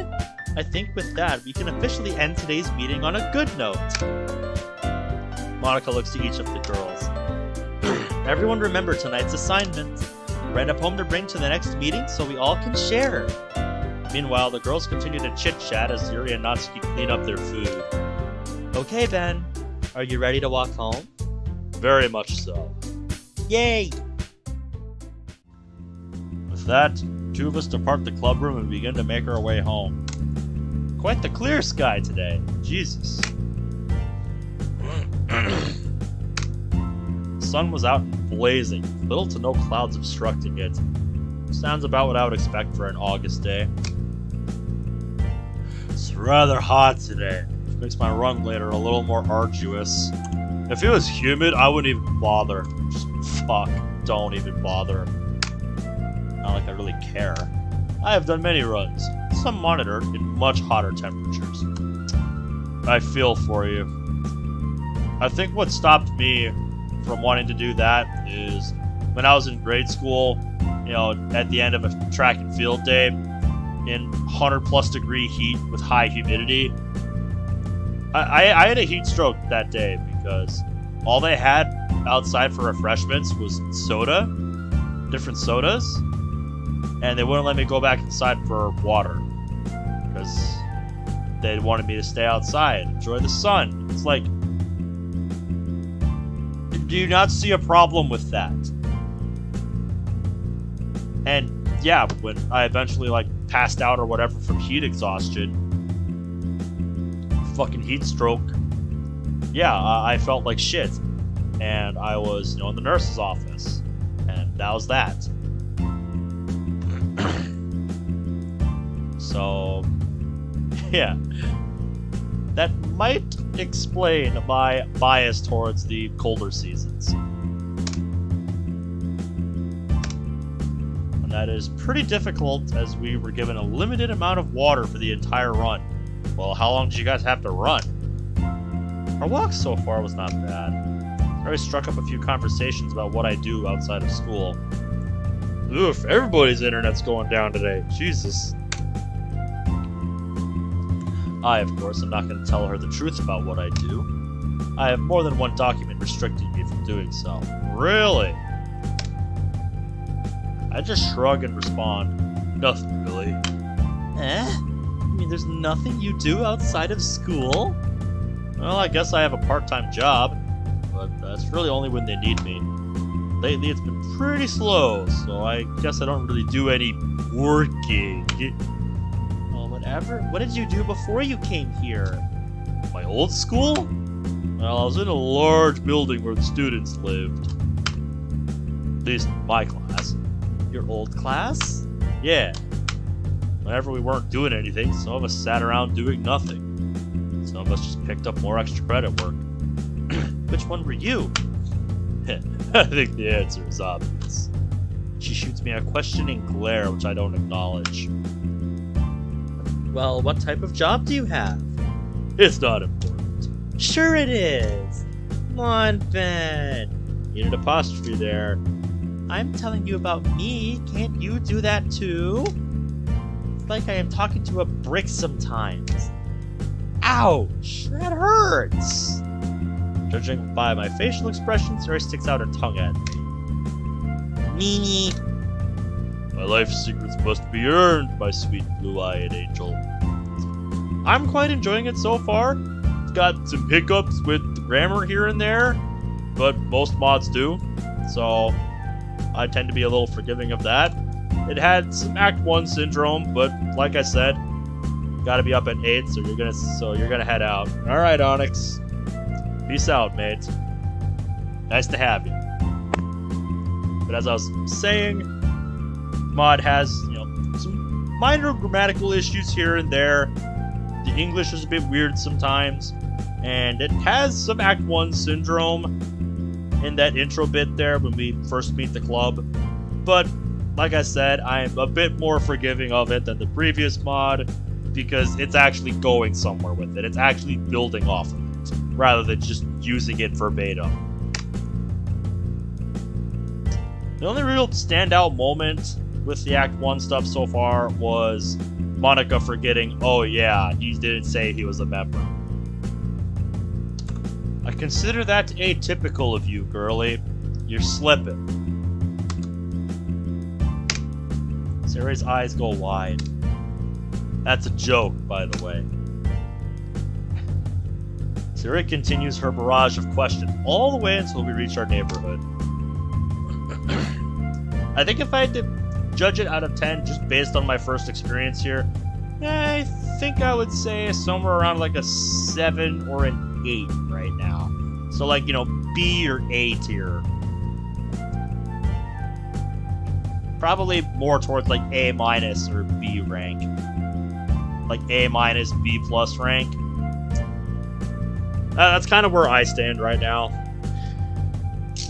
But we still have a lot more mod to change my opinion. So we will see. Oh, we're here. Yep. Like, you have to understand, Ninja, my benchmark for an S-tier mod, like, top 5 for me, is World of Dreams. Like, that is the benchmark you have to meet to qualify for, like, my potential, like, GOAT all-time tier. My, like, S-rank tier. That is the benchmark you have to meet to qualify for that. And so far, this mod is not quite getting there. I'm still enjoying it, though.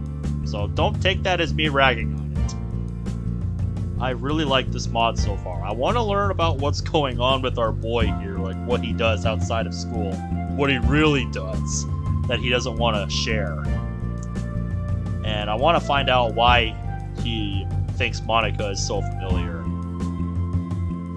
They use black screens and you stare at the sky when having a conversation. Oh yeah, there's also that. So like I said, A-, like B+ tier. That's why I say it's more like an 8 or a 7 for me. 8 I think is being generous, 7 feels more fair right now. Little early to tell though, so I'll hold off for now. Wait, Ben. What? Thank you for walking me home and going to the literature club with me.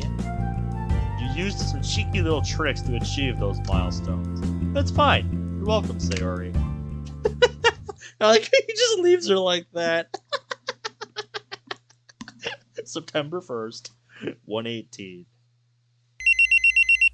Whoa! This is early as fuck in the morning, dude. Alright, Goose. Thanks for hanging out, man. Always love having you. Have a good one, man.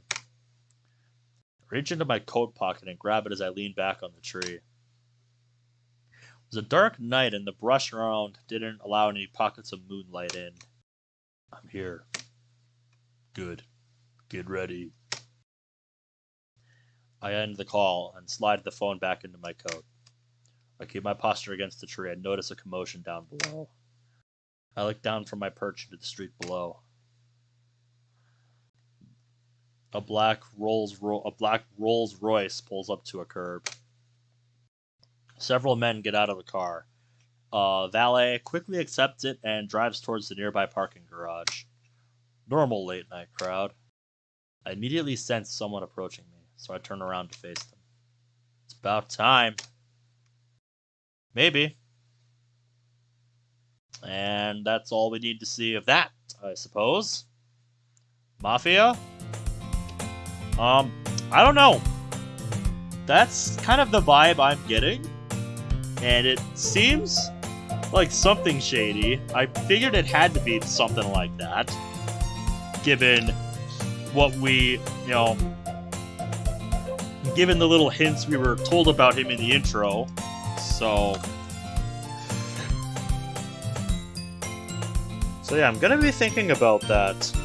Because I have a lot to go off of with my experience with Devil on G-String, the 18 episodes Caleb and I have done of that. So, yeah! That is going to be wild to see what that turns out to be. I close my locker and get ready for lunch. But of course, I am stopped. By who else? Sayori. Hi, Ben. Hey, what's up? Just wanted to see if you were okay. Ugh. Well, I saw you leaving your house pretty late last night. You're watching me? What? No!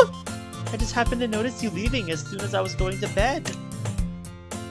I went to go run an errand. I lean back on my locker and run my hand through my hair. Sarah leans forward while clutching her backpack. Well, I was just curious. Well, I'm going now. I lean back up and start off away from Sayori. Oh, one more thing, Ben. Can we walk home again today? I raise my hand to my face and scratch my forehead. You're gonna make me wait around in that club again, aren't you? Well, I kind of have to. I go there after school. I guess. Might as well. I have nothing else better to do. I come to realize that there's probably a book there I could read as I wait. It's called the Literature Club for a reason. Duh. Yay! I'll see you there after school. Uh-huh. Oh boy. Here we go again. Day 2. Before I entered the club room, Sarah waited outside for me. As I walked up, I knew exactly what she was trying to do. Comma after up. She was waiting to see if I actually showed up. Well, I guess it's my fault for doing so.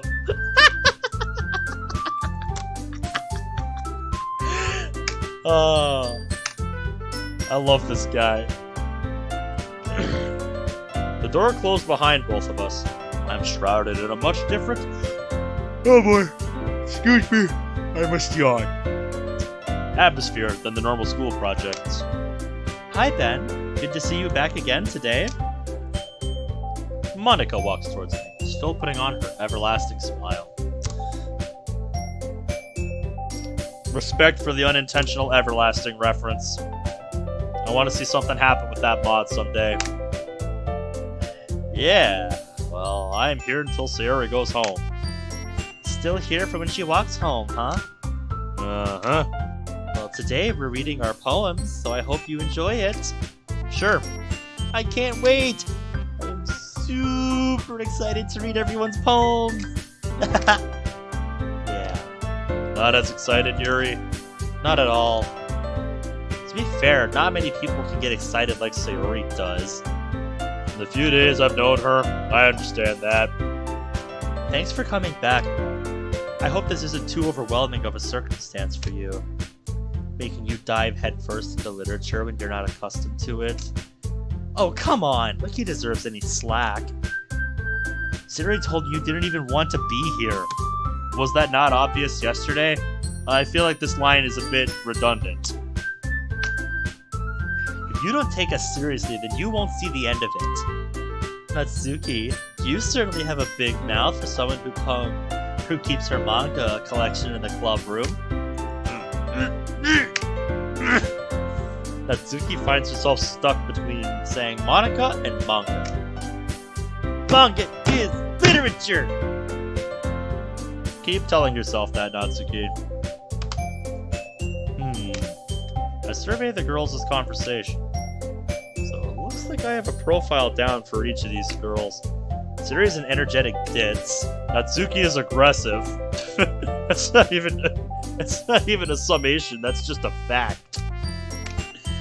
Yuri is very shy and tentative, and Monica is a leader. Duh. Granted, these are simplified perceptions of them, and yeah, the Natsuki one isn't even just a perception, it's just a fact. But nonetheless, they're not bad girls. I lean back in my seat, grab one of my books from my bag, and place it on my lap. Don't worry, guys. Ben is a pretty hard worker. He usually does all his schoolwork in class, and he does pretty well. Our social studies teacher was astonished. I don't know what you're hyping me up for, I just did my work as instructed. This is like when people compliment my work at the store that I work at, because I have the same attitude as this guy. It's like, I'm just doing my job. Like, okay. I've learned to just kind of roll with it in the years that I've been up there, but it still baffles me sometimes, because it's like, why though? I'm just doing what you asked me to do. I've never understood it, but like I said, I just kind of learned to roll with it. Oh, Yuri even brought you something today, you know. Wait, Sayori? Wait, you brought something for me? Not really. Don't be shy. It's really nothing. What is it? Never mind. Yuri made it sound like a big deal, but it's really not. What do I do? I'm sorry, Yuri. I wasn't thinking. When do you think? I can tell Yuri is uncomfortable. She shifts in her seat and looks away nervously. Hey, don't worry about it. First of all, I wasn't expecting anything in the first place. It's a nice gesture from you as a pleasant surprise. Is that so? Plus, there's no reason for me to make a big deal out of it. Alright. Well, here. Yuri reaches into her bag and pulls out a book. I didn't want you to feel left out. If you aren't joining this club. Ah, well thank you. Since I'm pretty much finished with my current book, I'll make sure to read this. We could, discuss it, if you wanted. Interesting. I'll keep that offer in mind. Yuri looks pleased and relieved as she gingerly runs her fingers across a book that sits in her lap. Okay, everyone. The music stopped, so now seems like a good time. Hey, Pipe, good to see ya. Just like to say, I hope you enjoy the mod. Yeah, will do if anything does crop up that I'm confused about. I'm really enjoying it so far. I haven't gotten too far in it yet. I'm on like the second day in the club here, so I'm still like getting to know everything with the girls here and what their deal is. The things I'm most curious about right now is our boy's past here, like what the deal with that is, and why he knows Monica. Like, where does he recognize Monica from? That's what I want to find out more about right now. I'm enjoying it so far, but yeah, there's a lot that I am wondering about right now that I'm waiting to see more for. Anyway, usually the music stopping is not a good thing, so, Monica, what do you have planned? Okay, everyone. Oh, it's just for that. Sayori and Monica enthusiastically pull out their poems. Sayori's is on a wrinkled sheet of loose leaf torn from a spiral notebook. On the other hand, Monica wrote hers in a composition notebook. I'm sure it will, Pipe. I'm guessing you are one of the many in my audience who requested this that have already played the mod. So I'm sure you know far more than I do, and you're just waiting to see how I react. That tends to be the appeal for my viewers. I can already see Monica's pristine handwriting from where I sit. And I don't think I mentioned it, but thank you so much for the sub, dude. Every sub goes a long way. I appreciate it. Natsuki and Yuri reluctantly comply as well, reaching into their bags. More Act 1 syndrome. Monica looks towards me. Then, I think it would be good practice if each of us showed you our poems as well. Is that okay? Sure. It's a good way to work that in, so it works.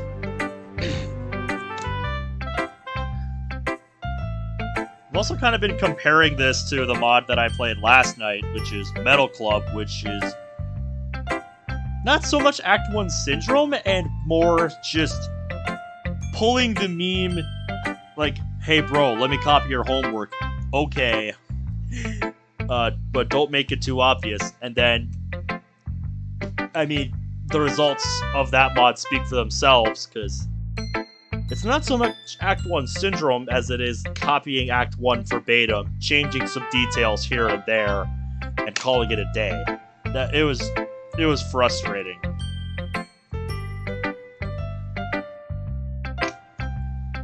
Whose poem shall I read first?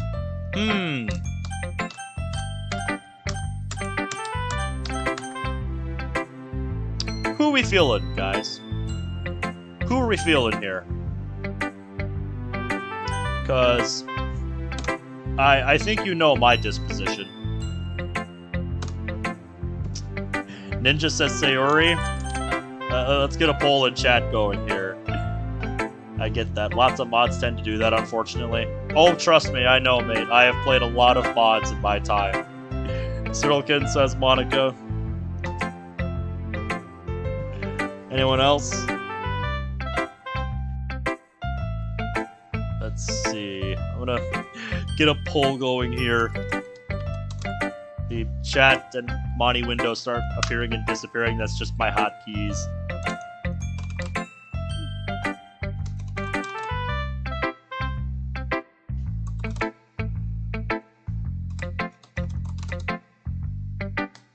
Alright.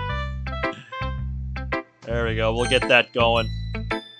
I'm leaning towards doing Monica first, but we'll see how many of y'all vote in the next, like, minute or so. So yeah, one thing I'll be curious to see with the poem sharing is it going to continue to follow Act 1, or is it going to have some original stuff for the poems? That is the million-dollar question with the poem sharing right now. That is what I am most curious to see. It looks like it's between Sayori and Monica right now. Fuck. Monica's gonna have to be a tiebreaker for herself. Fuck. Oh wait, somebody voted for Natsuki.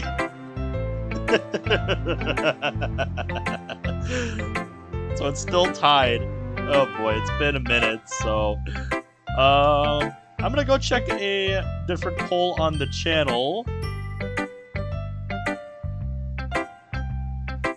Yeah, let's see. This is at 27 votes.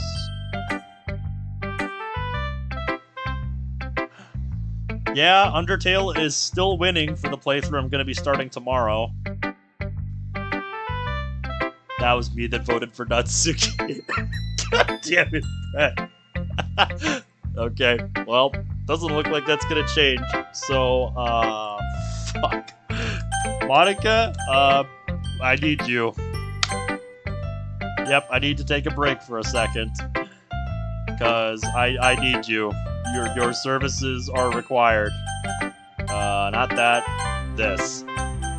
Can you flip a coin for me? Heads is Sayori, tails is you. This is so fucking... so fucked, dude. She's flipping a coin for herself. Just let that sink in for a second. God damn it! I knew it! You loaded the coin! Of course you would pick... Of course you would pick you!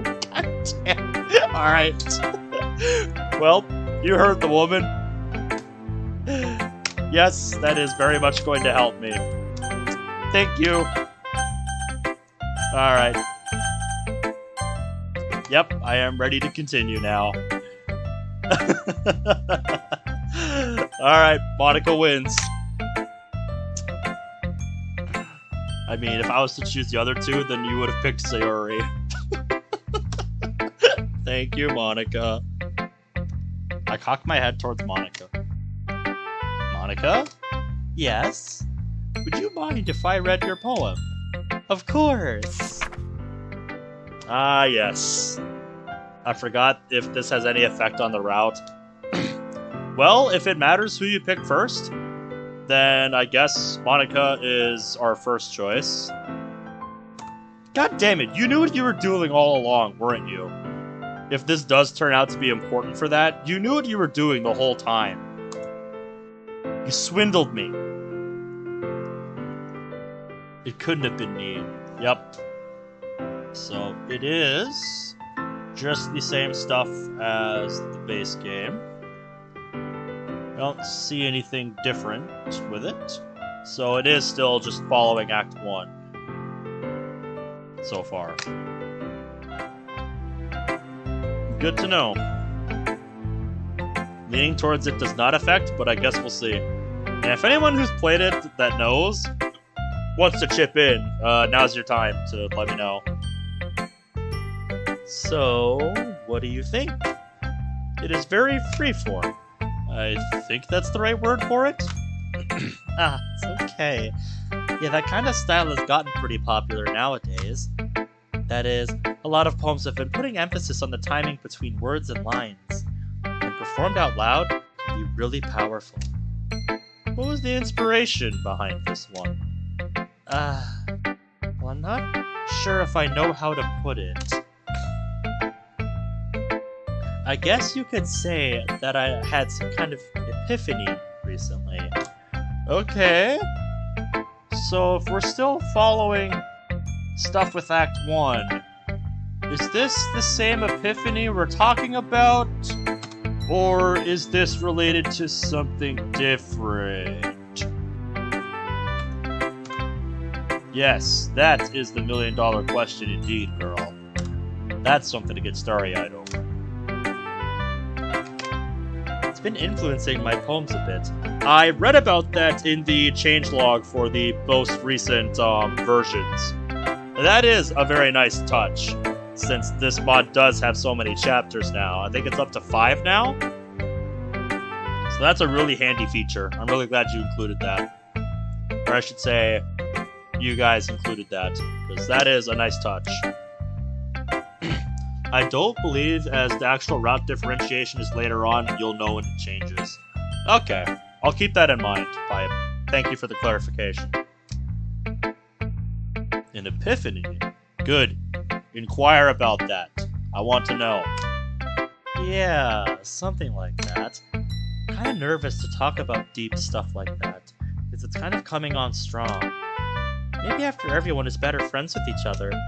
Anyway, here's something I like to focus on while I write. Ah, so this is the substitute for Monica's writing tip of the day. You actually worked that in pretty nicely. Sometimes when you're writing a poem or a story, your brain gets too fixated on a specific point. If you try so hard to make it perfect, then you'll never make any progress. Just force yourself to get something down on the paper and tidy it up later. Another way to think about it is this. If you keep your pen in the same spot for too long, you'll just get a dark puddle of ink. So just move your hand and go with the flow. Very wise words. You are truly more intelligent than you initially come off, Monica. Yeah, she has that effect. Thanks for listening. I pass the poem back to her. Who shall I read next? Well, I think we have our order now, since Sayori lost the coin toss. She will be second. And then Natsuki got the honorary vote from Bradley, so she will be next, and poor Yuri comes in last. I turned to Sayori, who was already staring at me, waiting. Oh, I know you've been waiting for this, Sayori. Almost as if she knew I was going to pick her. This would have been funny if it was if she was the first. Sayori, let me see what you wrote. Here you go. Ah, yes, sunshine. I want breakfast. I've always loved that line. Just it's a nice, it's a funny little touch at the end. Really drives the point home. I love that.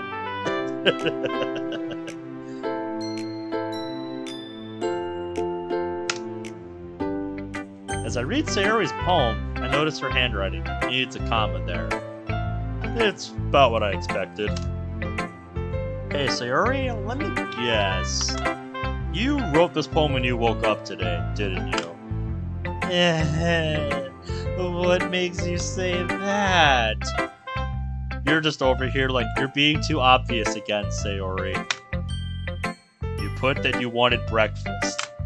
So, since this assignment was given to you yesterday, at what point since then would you want breakfast? Other than that, it's a nice poem. You really think so? Yay! Okay, Natsuki, your turn. Turn to Natsuki. When we make eye contact, she looks away for a second, clearly perplexed. Needs a comma.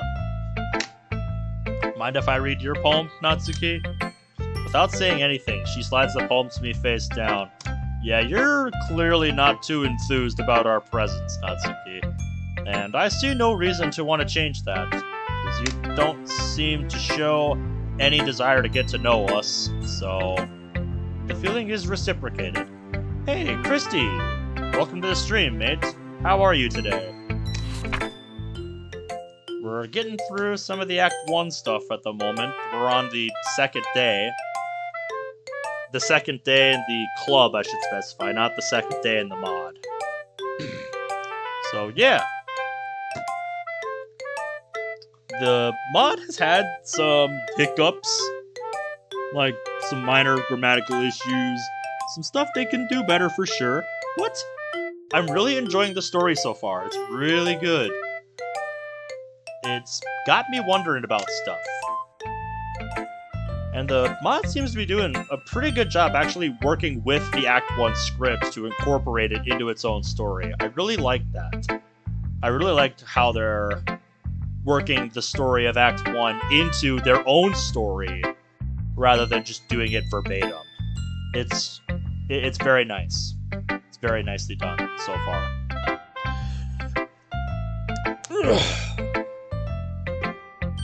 Yeah, I told you weren't gonna like it. I do like it. What? Just be honest. I am. Why are you so convinced that I wouldn't like it? Well, because everyone in high school thinks that writing has to be all sophisticated and stuff. So people don't even take my writing seriously. Oh, I'm sure it does. I have played mods that get better once you get past Act 1 syndrome. Trust me, mate, I've been there, so. And I'm more willing to see this one through than the last mod that I played, so. Yeah.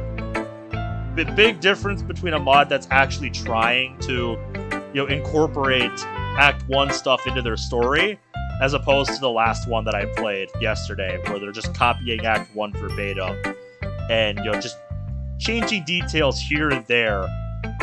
Once again, going back to the homework analogy that I used for it, where it's like, bro, can I copy your homework? Okay, bro, don't make it too obvious.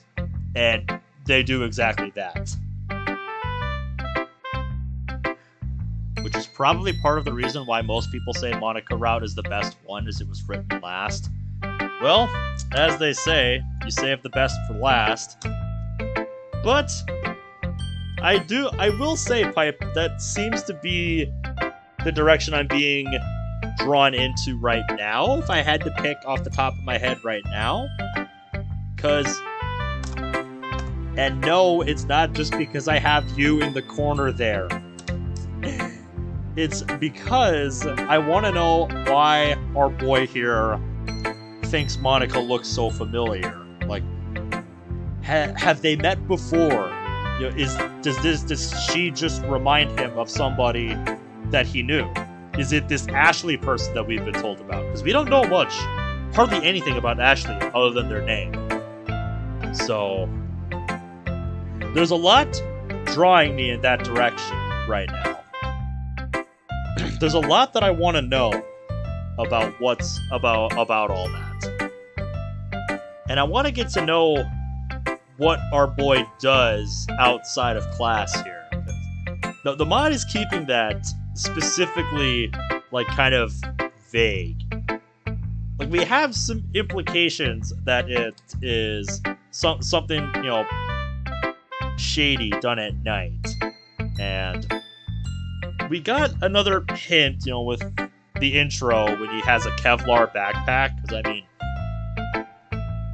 if you're like me and you hear the word Kevlar, you tend to associate that with, like, military stuff or, you know, shady dealings, mafia, that kind of stuff. So, I'm really curious to see where it goes with this. And I want to find out more about, you know, both our boy and what his deal with Monica is. So, yeah, that's kind of where I'm being drawn right now. But we'll see how things develop as the rest of Act 1 plays out here. Anyway, where was I? But isn't the point of poems for people to express themselves? Your writing style wouldn't make your message any less valid. In fact, even the most complex of messages can be delivered in just a few simplistic words. Yes! Exactly! I like it when it's easy to read, but it hits you hard. Like in this poem. Seeing everyone around you do great things can be really disheartening. So I decided to write about it. Yeah, I understand. But the other nice thing about simple writing is that it puts more weight on the wordplay. Like I set up for a rhyme at the end, then made it fall flat on purpose. I'm still asleep at 7:20 in the morning. It helps bring out the feeling in that last line. So, he's just looking at the paper again. So you did. Guess more went into it than I realized. That's what it means to be a pro. I'm glad you learned something. Didn't expect that from the youngest one here, did ya? Yeah, guess not. I decided to humor her with that last comment. I don't really care how old everyone is, but if Natsuki is feeling proud, then I won't take that away from her. Personal favorite was the Natsuki route. Yep, I had a mate that wanted me to do the Natsuki route first, but we'll see which one I end up going down. So far, Natsuki has not been impressing me so far, but maybe if we get to spend some more time getting to know her, that can change. Because I'm not committed to any route yet, and I said explicitly going into this playthrough, I don't have a certain route in mind. I'm going to see where the mod takes me. And right now, almost unsurprisingly, the mod is taking me towards this girl here. Why does that always happen in these mods? They don't even bother me, but I'd rather not hear them. Especially if it means I don't have to hear any more rude comments from her. Yeah. Either way, I pass the poem back to her. And, last but certainly not least, it is Yuri's turn. May I read your poem, Yuri? Yuri looks disheveled and shyly holds her poem in her hands. Sorry, I read that wrong. Shyly holds, not nods. Sure. Ah yes, Ghost Under the Light. Flickering. Very abstract. Metaphorical.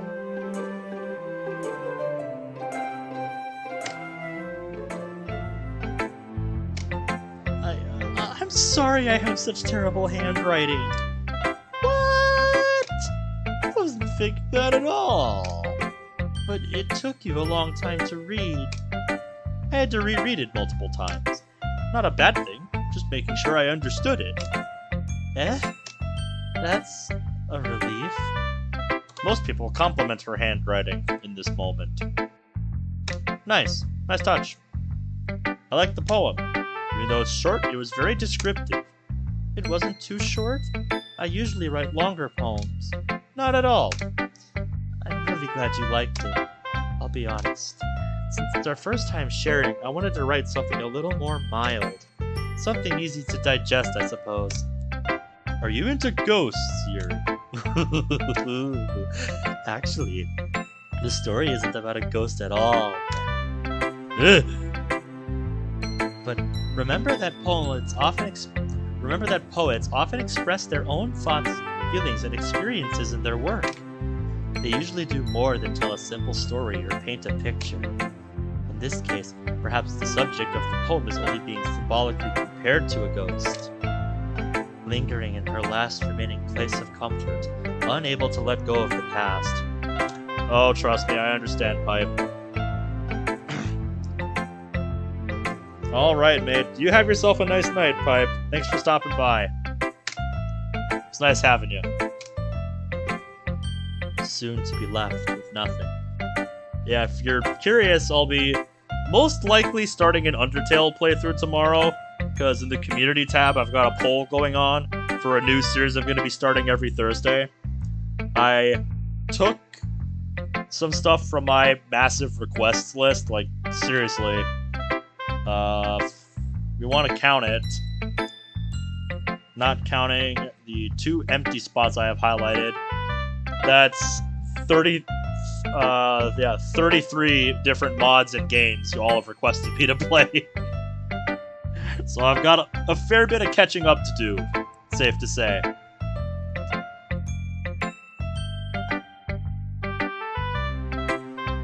And it seems like Undertale is going to be the winner tomorrow, so I'll be starting that most likely tomorrow. So if you're a fan of that, I think you'll have fun. Because I know my mate Underskins has been waiting for this playthrough for a very long time. And that's a lot more solemn, he says. I would have never thought of that. It's impressive. She smiles softly and takes her poem back. Across the room, Siri and Monica are happily chatting. My eyes land on Yuri and Natsuki. Yes. If you'll excuse me for a moment, I'm going to use the restroom quick. Because I've had a full water bottle and my bladder has reached the point where it feels like it's going to explode. So I will be back in a minute.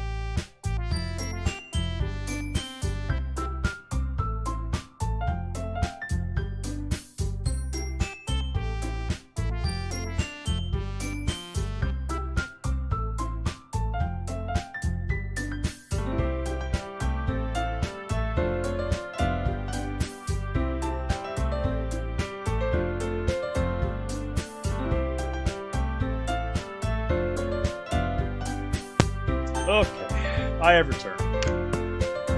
So it looks like we are about to have a classic Act 1 moment here.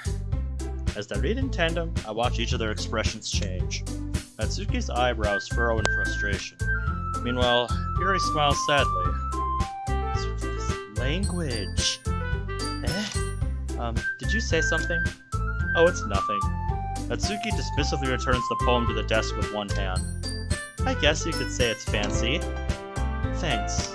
Yours is cute. Cute? Did you completely miss the symbolism or something? It's clearly about the feeling of giving up. How can that be cute? I know that. I just meant the language, I guess.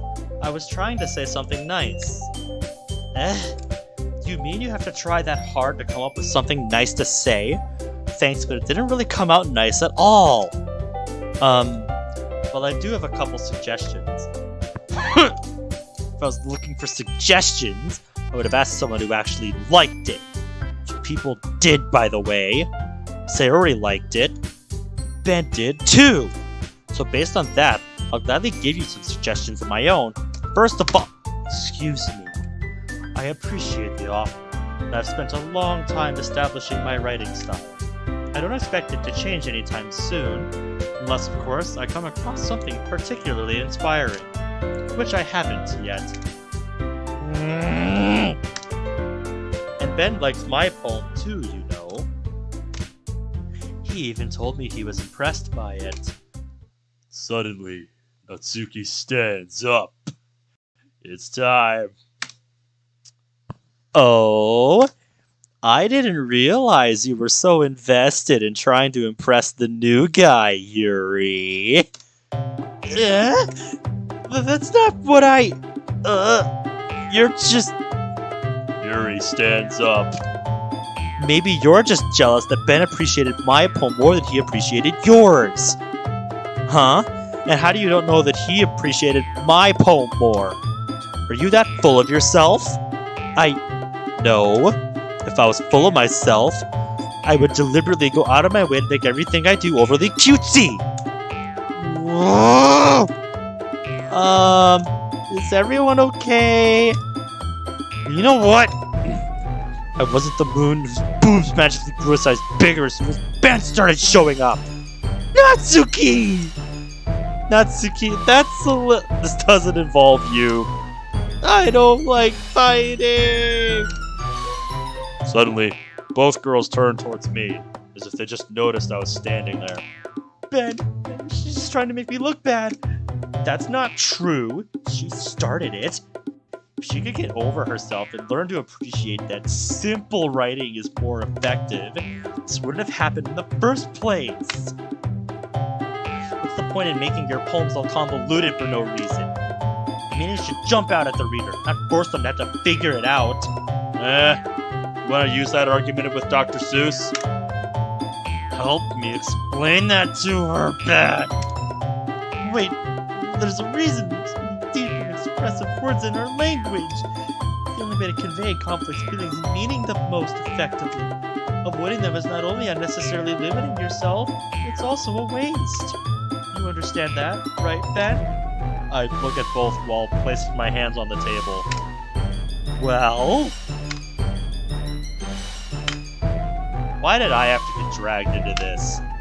Not here for more than 2 days and I'm already dragged into such a frivolous altercation. Both girls stare at me, expecting an answer. Listen, girls. This is probably one of the most stupid arguments I've ever heard. And I have literally heard 2 grown men argue over a soda, really beat each other to death because of it.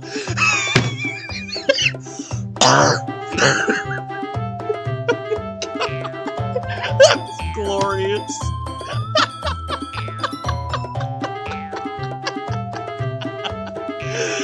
The fact of the matter is, you both should definitely not be attacking each other because of something like this.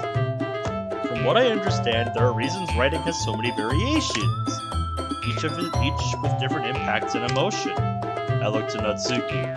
Natsuki! Huh? Your writing is simplistic because that is how you choose to write. I direct my cold, dead gaze to Yuri. And Yuri, Yes? your writing is more formal and complex because it is how you choose to write. That doesn't make either of your girls' writing inferior. Both your poems were great, and I was impressed by both of them. Okay. Yes.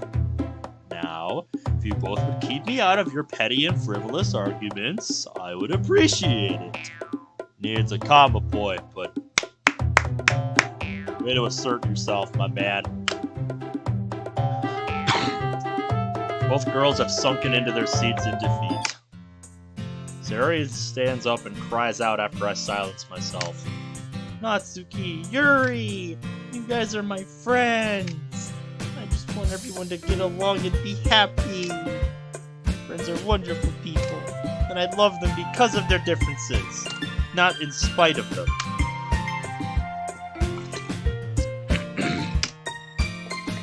Natsuki's poems. They're amazing because they give you so many feelings with just a few words. And Yuri's poems are amazing because they paint beautiful pictures in your head.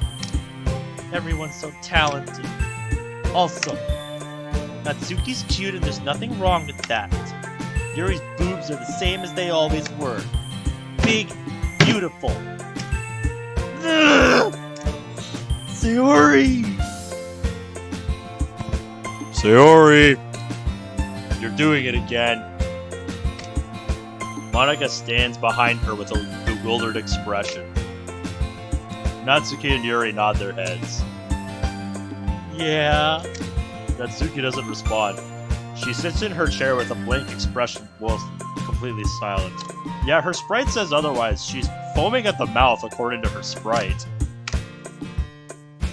I look over and make eye contact with Monika. So this is why Sayori is vice president. I whisper into her ear. To be honest, I might come off as a good leader and I can organize things, but I'm not very good with people. Yes, we would get along very well. I couldn't even bring myself to interject. As president, that's kind of embarrassing of me. It isn't like I could blame you. An argument like that, albeit completely stupid in nature, is still difficult to resolve. But Sayori handled that much better than I ever expected of her. That's Sayori for you. You also did very well handling yourself there too. Let's just say I am used to these things. Nevertheless, thank you. Don't sweat it. Okay, everyone. It's just about time for us to leave. How did you all feel about sharing poems? It was a lot of fun. I'd say it was worth it. It was alright. Well, mostly. Then how about you? I'd say it was interesting. I turned to Sayori. Ben, are you ready to walk home? Sure, let's go. She beams at me. Sayori? About what happened earlier. Eh? What do you mean? You know, between Yuri and Natsuki. Does that kind of thing happen often? No. That's really the first time I've seen them fight like that.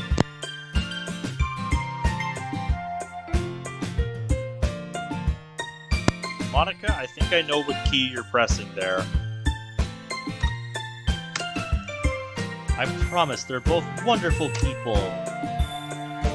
You don't hate them, do you? I did it for you, Bonnie. I did it for you. Alright. Thanks for hanging out, Bradley. You have a good one. What happened? What do you mean? What?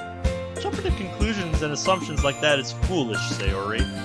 Gets people killed. Bottom line, no, I do not hate them. Needs a comma. It takes quite a lot for me to hate someone. I'm the same way.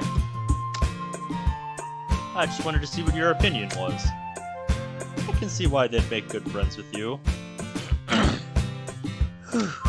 You know, Ben, it's nice that I get to spend time with you in the club. You say so. I do.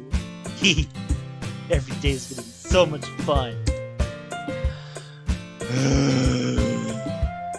It's like Sayori still hasn't caught on to the fact that I haven't joined the club. We will just see what the future holds, Sayori. I pat her on the shoulder. I turn to walk away from her, but she grabs my arm. Ben?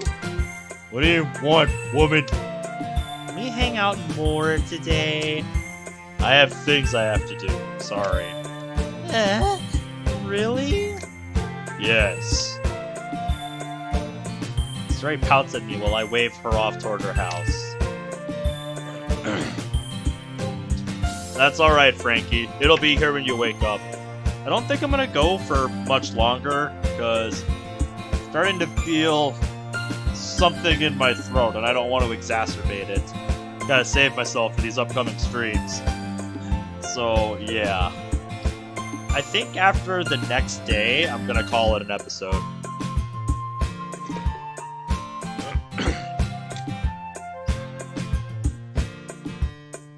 Sayori waves goodbye to me as she skips towards her home. September 2nd. Be nice to know the year. Let's not destroy your throat again. I try to avoid that these days. I roll over to the left side of my bed, increasingly getting more irritated at myself each time. Usually never this restless unless I just got done with work. Yep, that's why I do this. I lift myself up off my bed and look out my window. The night is clear and empty, which is something I'm familiar with. There have been many times I was forced to remain motionless in the brush on a night like this, waiting and waiting. There were even times where it would rain, when it would rain constantly. Guys, I can't English tonight. English is hard.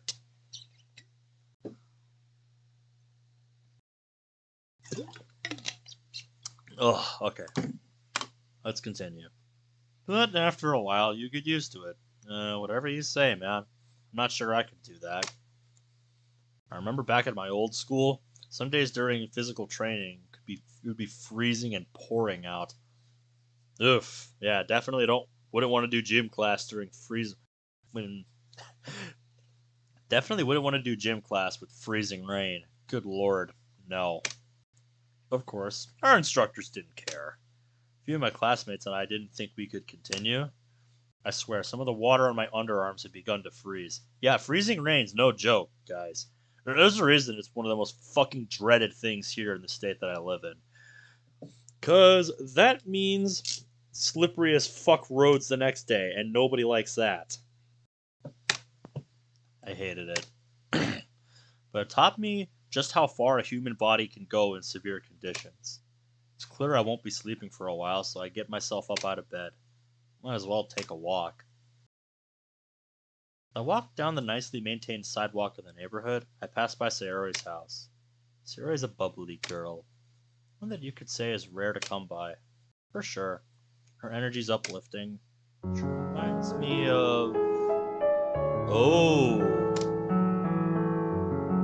Reminds you of Ashley, perhaps? What do we got, boy? What are we talking about? No. I mustn't let myself. The words leave my mouth with a pained sourness to them.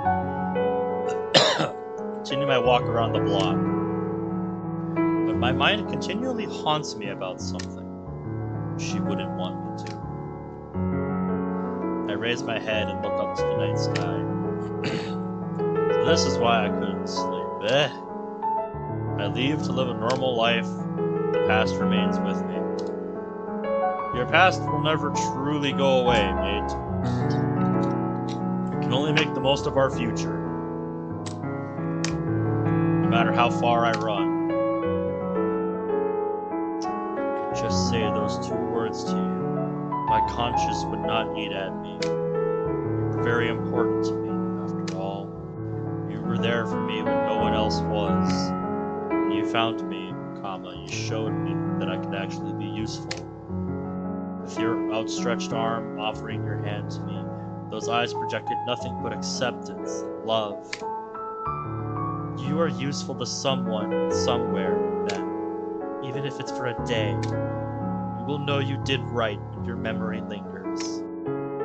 Those 3 sentences you spoke have engraved themselves into my mind. Something tells me Monica's a fan of this person. Another starry-eyed moment.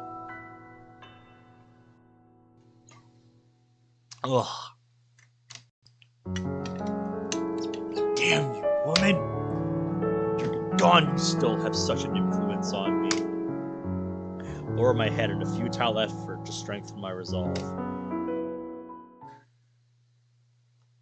Alright, after we get through the 3rd day in the club here, I'm gonna call it a night.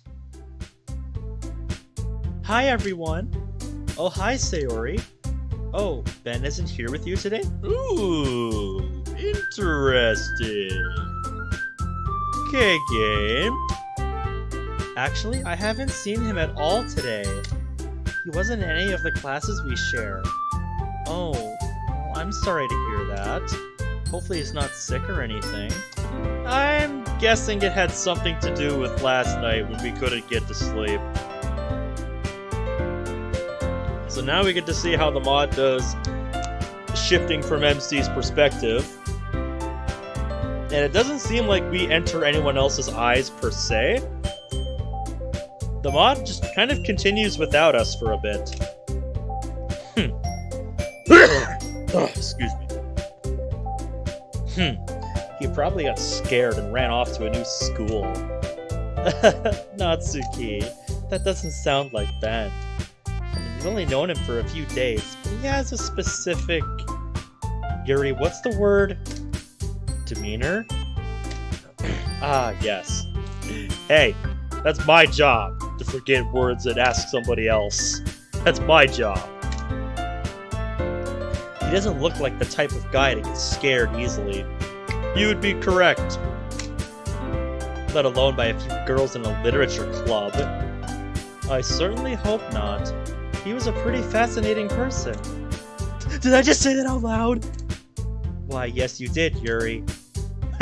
Yuri, that's a Sayori moment. Creepy was more like it. Creepy? How do you presume that? Well, his eyes. They looked right through you.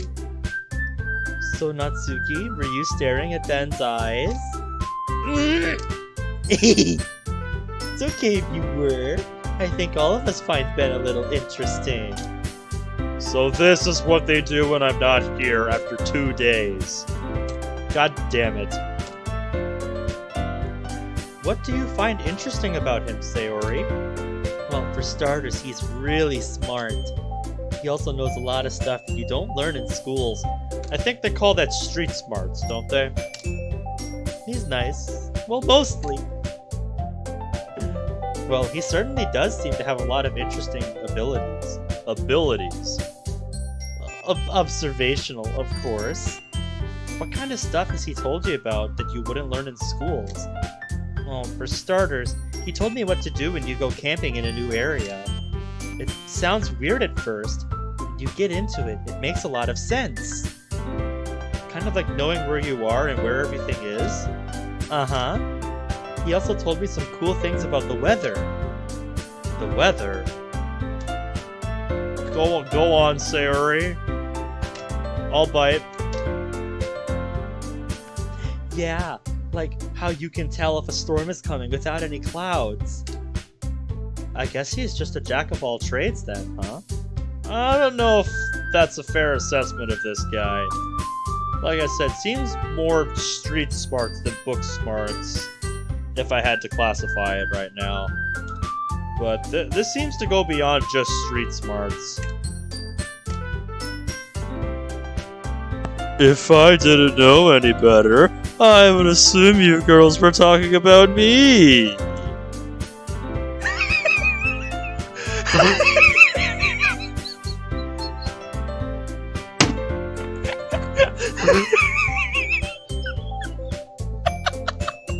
That introduction was priceless.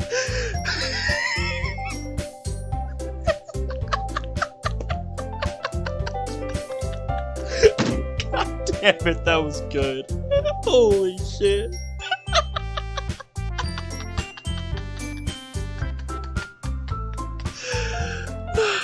Okay, I gotta calm down. Ben?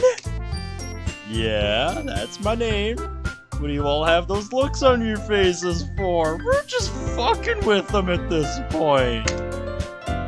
We were wondering where you were. You kind of went missing all of a sudden. Yeah, I will admit, we did kind of think you ran off. Don't assume such stupid things. I walk over next to Sarah and Monica and take my seat. Ben, why didn't I see you at any of our classes earlier? Why do you ask? I was worried, that's all. Don't worry about me. I just had something to do today. Caused me to miss a good portion of the day. What was it? Don't worry about it, Sarah. I look around at the other girls. Monica and Yuri are talking about what I can perceive as an upcoming event. Natsuki is sitting intently at her desk waiting for something to happen. So, what have I missed so far? Not much, actually. We barely started. On the other hand, why did you show up here? What do you mean?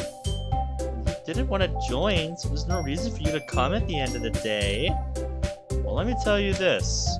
I turned my body to face hers. I don't think you would have let me hear the end of it if you walked home alone. What? Don't what me. I think I've come to learn that from you by now. What makes you think I would do that? Well, for starters, you constantly badger me with questions about stuff that you have no business in. For example, not even a minute ago you asked what made me miss some of the school day. Then, when you're not satisfied with the answer you're given, you try to circumvent that for later. Which I assume later you will ask me again why I missed some classes. Am I wrong? Wow, then. You've pretty much got the idea and mind of Sayori nailed down. It's rather obvious by now. Okay, fine. I won't ask you any more questions. I didn't say you couldn't. Just take no for an answer when it's given to you. Alright, Monica, you can continue. I won't stall your club any further. You weren't stalling us, silly. I like her face with this line. I'm not gonna say why, I just do. We were happy to wait for you, even if you didn't show up. How very thoughtful. We'll start in just a moment. Okay. Hey, Ben? I am a little hungry. Will you come with me to buy me a snack? No. Please? No. Why not? I have my reasons. Go get one yourself. But I wanted you to come with me. Sayori, can you take out your purse? Why that all of a sudden? No reason, really. Just wanted to look at it. She nervously retrieves her coin purse. She fumbles with the latch and gets it open. Then, she turns it upside down and lets its contents spill onto the desk. 2 small coins fall out. Ah, yes. You did a good job working in this moment, Maud. The classic.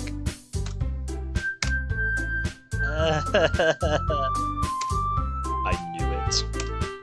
I could see right through you, Sayori. That's not fair! How did you even know? Simple, really. If you had enough money in the first place, you would have bought a snack before coming to the club room. So either you're not hungry and wanted an excuse to take a walk, or you plan to conveniently forget that you spent all your money so that I would lend you some. From what I've seen, you're always hungry. So that really only leaves one option. Check and mate. Wah! I give up! Don't make me feel guilty! If you feel guilty, that means you deserve to. Yuri suddenly giggles. I noticed she was listening in. Her face is in her book, as always. I wasn't listening or anything. I was just something in my book. Yuri, tell Ben to let me borrow some money. Don't get me involved like that, Sayori. Besides, you should only buy what you can reasonably afford. And frankly, after pulling a mischievous little stunt like that, your suffering is fair enough retribution. Very well put. Mwah. Yes. Exquisite.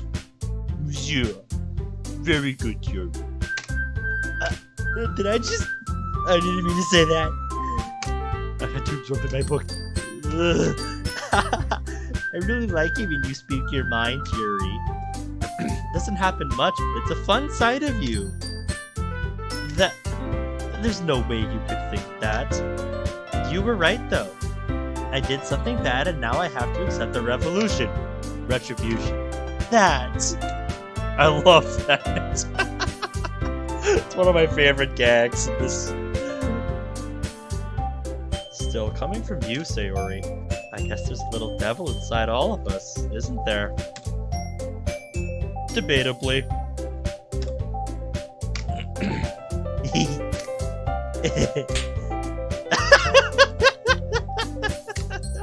Yeah! Out of nowhere, something smacks her in the face and tumbles onto the desk. Ow! What? A cookie! Sure enough, it's a gigantic cookie wrapped in plastic.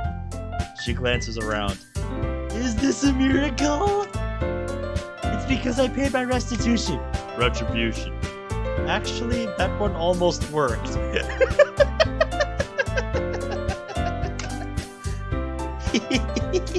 I was just gonna give it to you, but then I heard you blab about the cupcakes. She didn't, though?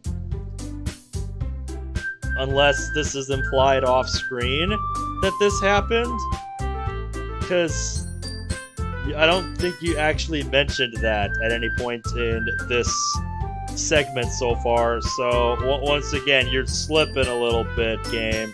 You're slipping a little bit with the Act 1 syndrome. You're slipping. You've done a pretty good job for the most part so far.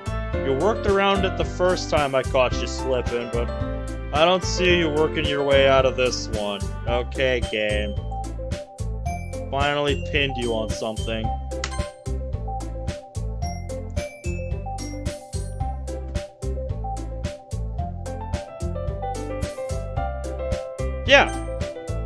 Yeah, like I said, Act 1 syndrome, but I'd say, for the most part, they have done a pretty good job incorporating Act 1 into their own story, which I would say is what you should do. But here, I want you to, go through this. Where, at any point, did Sayori mention anything about cupcakes? I don't remember if there was any kind of context to something like this in the original story. It's been a fair bit since I played the base game, and I don't remember every single line of dialogue off the top of my head. But, yeah, once again, game, it's a minor thing, but this is the kind of stuff that can add up. You're slipping. It was totally worth seeing your reaction, though. Natsuki, that's so nice of you. I'm so happy. She hugs the cookie. Ugh, just eat it already. She rapidly tears open the wrapper and takes a big bite.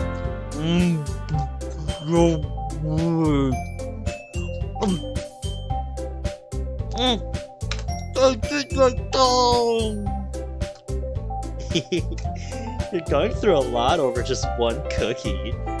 Natsuki takes a bite of her own cookie. Yours looks really good too, Natsuki. Can I try it? Jeez, beggars can't be choosers. But yours is chocolate. And you should have thought about that before you came to class, shouldn't you? Yeah? Why do you think I gave you that one? Oh, fine. Still, I'm really happy you shared this one with me. Sarah gets out of her seat and goes behind Natsuki, then wraps her arms around her. Ah, jeez. I get it. Cookie still in hand, Natsuki reaches up to nudge Sayori off her. She leans down and takes a bite out of Natsuki's cookie. Hey! Did you seriously just do that? Mouthful, Sayori trots away to safety. Oh, you're such a kid sometimes. I lean back in my chair and survey each of the girls. Yes. Notice that Sayori and Monica are discussing something and listen in covertly. I take one of my books out of my backpack and prop it up with my hands. Yep, gotta look covert. Gotta look in character. I stare at the same phrase and reread it over and over again. Gotta give the impression that we're reading. We're probably gonna seem really lame compared to all the other clubs, though. Well, we can't give up. The festival is our chance to show everyone what literature is all about. The problem is that the idea of a literature club sounds too dense and intellectual. But it's not like that at all, you know? We just need a way of showing that to everyone. Something that speaks to their creative minds. That doesn't solve the problem, though. What do you need? I should sit up. God damn it. It's gonna make me feel even worse. Ugh. Even if we come up with the most fun thing ever, nobody will come in the first place if it's a literature event. So it's more important to figure out how to get people to show up in the first place, you know? And after they come, we can do the thing that speaks to their creative minds. Excuse me. Huh. That's a good point. I blame the Doritos I had before stream. And if you're wondering, no, they're not the barbecue ones. I'm saving those for later. In that case, do you think food will do the trick? What kind? I guess cupcakes! Good thinking. Natsuki would love to do that. You're right! Natsuki makes the best cupcakes. That works out perfectly. That wasn't why you suggested it? Cupcake speaks to my creative tummy. Cupcakes it is, then. I'm hungry. Anyway, we still need to work out the details of the event itself. You just ate an entire cookie, though, Sayori. A gigantic cookie. Bigger than the most stuffed cookies and cream Oreos I have. How can you still be hungry after that? Event? I guess I heard correctly yesterday. However, I haven't heard of any event coming up while in class. Perhaps a club exclusive one? And the way they were positioning the proposition of cupcakes, they are attempting to attract new members. Or another feeble try at getting me to join. It isn't like I haven't entertained the thought. My afternoons are much more empty than I originally anticipated.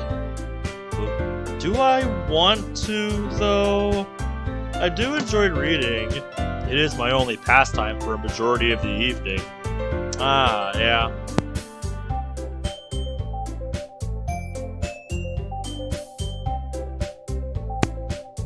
And I already come here to walk Sayori home every day. Hello? I do too, Ninja. I really do. I'm broken out of my trance-like thought by Sayori waving her hand in front of my face. Yep, she's going Earth to Bend. Hello? What do you want? I've been calling your name. Speak up, then. I look up at her. This guy.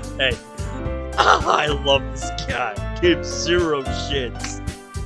What is it? not want to be here, Ben? You aren't even really investing yourself in the activities. Activities?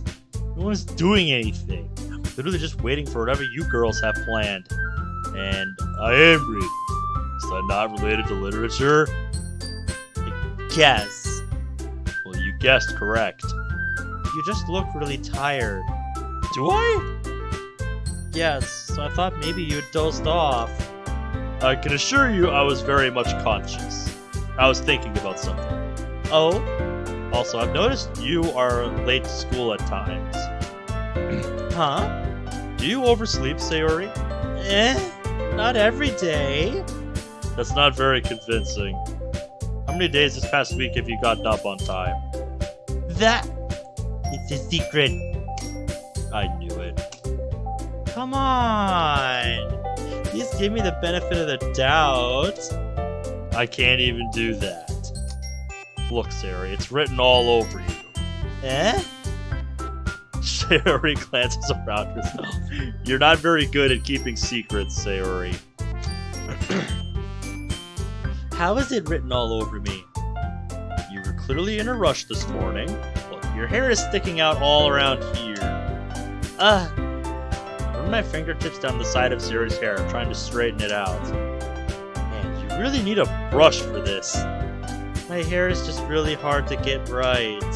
I won't fall for that. It's more than just your hair. Your bow isn't straight either. There's toothpaste stain on your collar right here. Try to wipe off the stain with my finger. Nobody would even notice that. Of course they would. No one's gonna tell you about it because they don't want to embarrass you. I really don't care about that. Hey, you meanie. You don't even keep your blazer buttoned up. Seriously, Sayori. Why do you think you don't have a boyfriend yet? That's super mean. Sorry, but you'll thank me later. I start to button your blazer from the bottom. Once you see how much better it looks, you'll change your mind. Interesting they chose to work this in. This is so funny. What is? Your lack of care for your own looks? I was just thinking how weird it is to have a friend who does these kinds of things.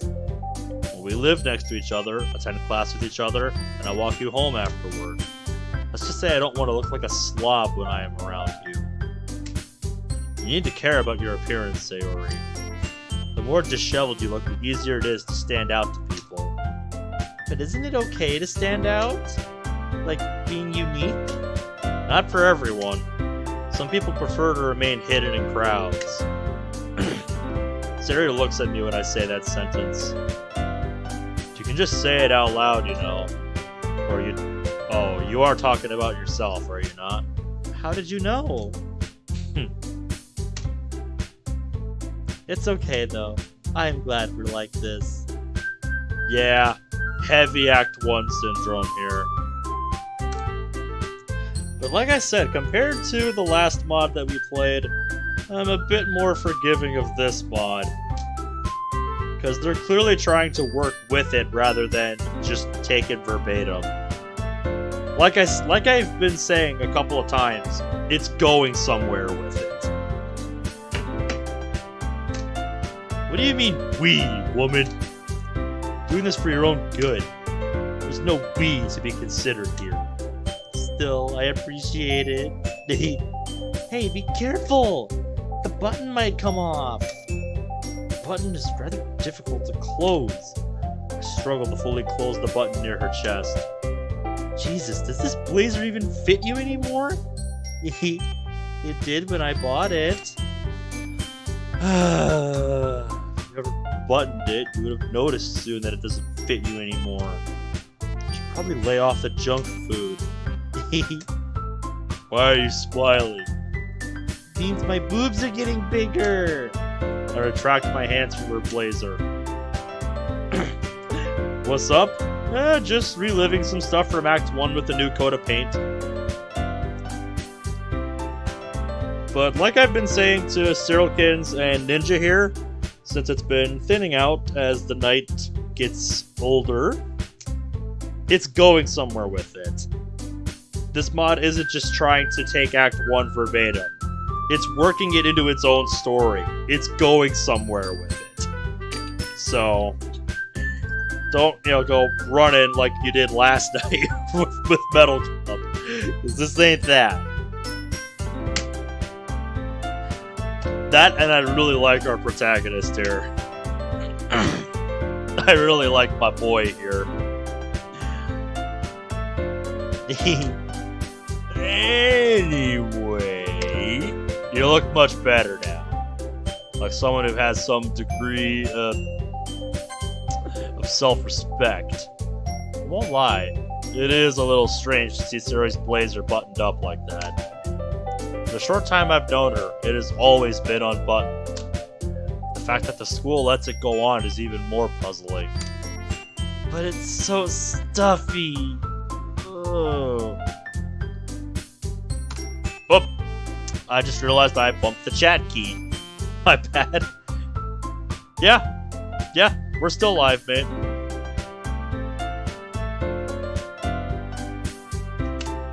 It's not worth it at all. She hastily unbuttons her blazer once more. That's so much better. Sarah puts her arms out and twirls around.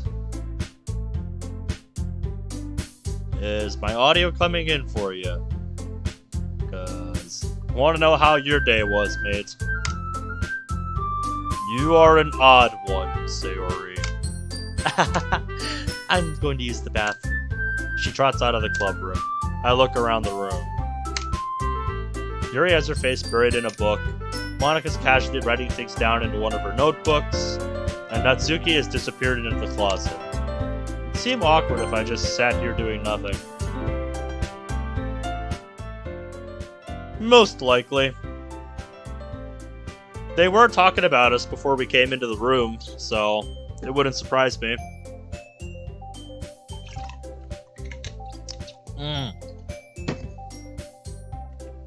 But yeah, if you want to know the full story, because this mod does have quite a bit of preamble before we get to the first day of being in the club here, I definitely recommend checking it out.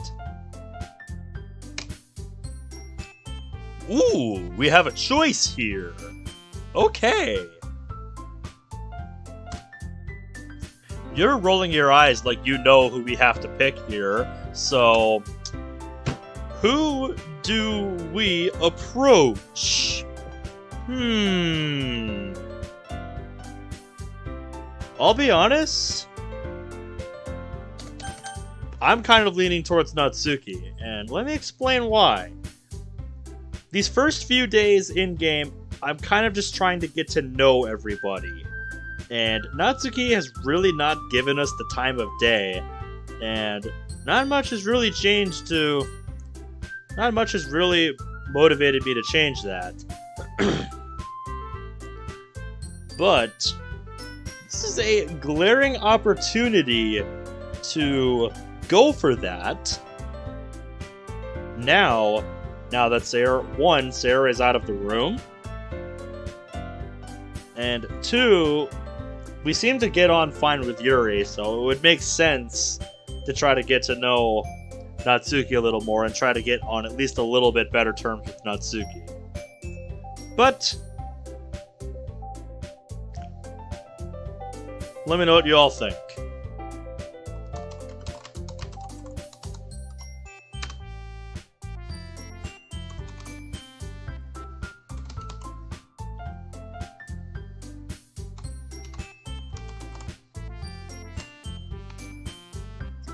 Those of you who have soldiered on to this part of the night, let me know what you think.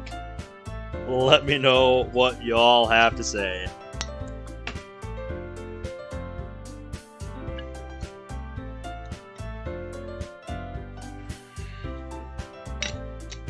Let's see.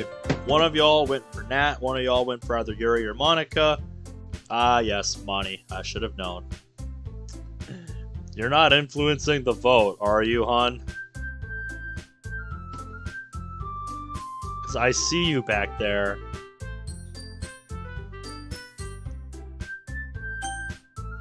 Let's see. Yep, that's everyone. Yep, looks like majority of everybody watching wants us to go with Nat, so I'm glad we came to this agreement. Once I explained myself. I'm glad we came to this agreement. Okay, Natsuki. Alright, Natsuki. I hope this does not go poorly for us. Let's give it a go. Ah! I hear Natsuki utter an exasperated sigh from within the closet. She seems to be annoyed by something. I approach her in case she needs a hand. You looking for something in there? Frickin' Monica! She never puts my stuff back in the right spot. Excuse me. What's the point in keeping your collection organized if someone else is just gonna mess it up?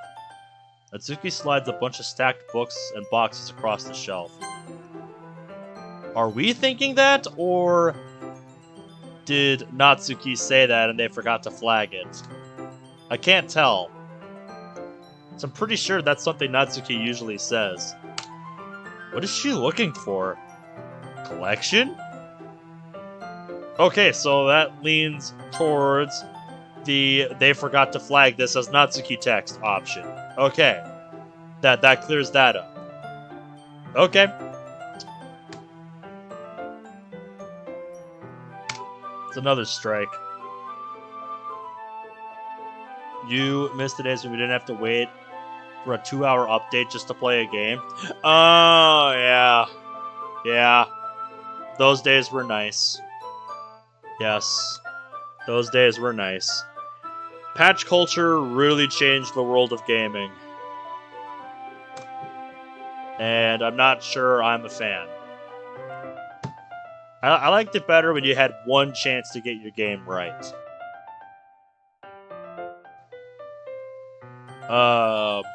What are you confused about, Ninja? Because if it's this I think is a line that usually Natsuki says, and they somehow missed the flag on that to flag that as Natsuki's text. Oh wait, didn't Monica say the other day that Natsuki keeps a manga collection in the club room? Oh, what Oreo said. Yeah, he's talking about how, like, from the PlayStation 3 days onwards, you know, games have to update. Just lamenting about the days where we didn't have to do that. At least as far as, like, consoles before the PlayStation 3 and the Xbox 360 went. I would say the vast majority, if not all games, just had to slap a disc in a console and it was good. If it was good, it was good. If it sucked, it sucked. No attempting to fix post-release. Yeah. Patch culture really changed games, and I'm not sure if it was for the better. Because, I mean, fuck me, from the last few years of the AAA landscape, if you're like a big fan of AAA games, shit, dude, it has just been broken release after broken release after broken release. It's created this mindset where they just get the shit out the door and then fix it later, and it's a horrible mindset to have. Because, yeah, if you ever wonder why so many games underperform or, you know, don't sell as many copies as they, you know, expect or whatever, it's because they don't fix the shit up enough or develop it enough before release.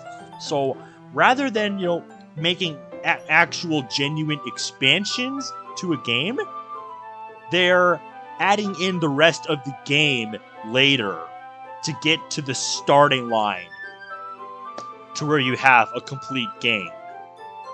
It is just the shittiest thing. And so many companies do that these days. It's honestly kind of sickening.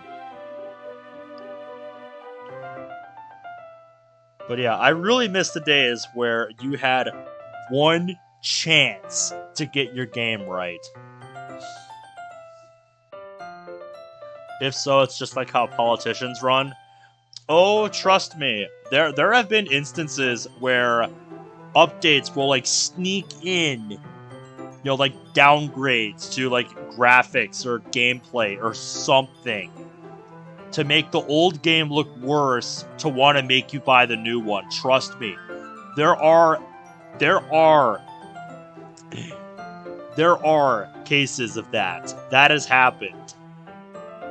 So trust me, you're not far off the mark, my dude. You are not far off the mark. There are companies that pull sleazy shit like that. Are you looking for your manga? You read manga, right? I have read some, but I don't actively read it. Don't ever have the drive or time to, really. Manga's one of those things where it's either your type of thing or it isn't. For me, it's the latter. Purely because I never read a lot of it. There's a lone volume of manga amidst a stack of various books on the side of one of my shelves. Curious, I pull it out of the stack. There it is! Natsuki snatches it out of my hand. She then turns to a box of manga and slips the volume right into the middle of the rest.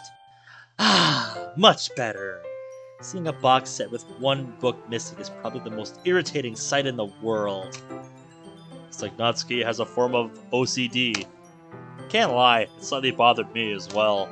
I get a closer look at the box set she's admiring. Parfait Girls? It's a series I've never heard of in my life. Probably means it's either way out of my demographic or it's simply terrible. If you're gonna judge, you can do it through the glass on that door. Making assumptions like that is extremely stupid, Natsuki. Well, you have it written on your face. So you can read my emotions solely based on my bearing? I stare Natsuki directly in the eyes. Yes! Challenge her, boy! This is what I like about you. You are not afraid to confront them. Why are you staring at me like that? What am I thinking right now? I don't know, maybe something stupid. I continue to stare at her. What I am doing is a simple intimidation factor. Exactly. Just keep staring. If you manage to keep a bearing and focus solely on the subject's eyes, they begin to second guess themselves on the most simple of things. Yep. Oh, so they are. That's interesting. Do tell me more sometime.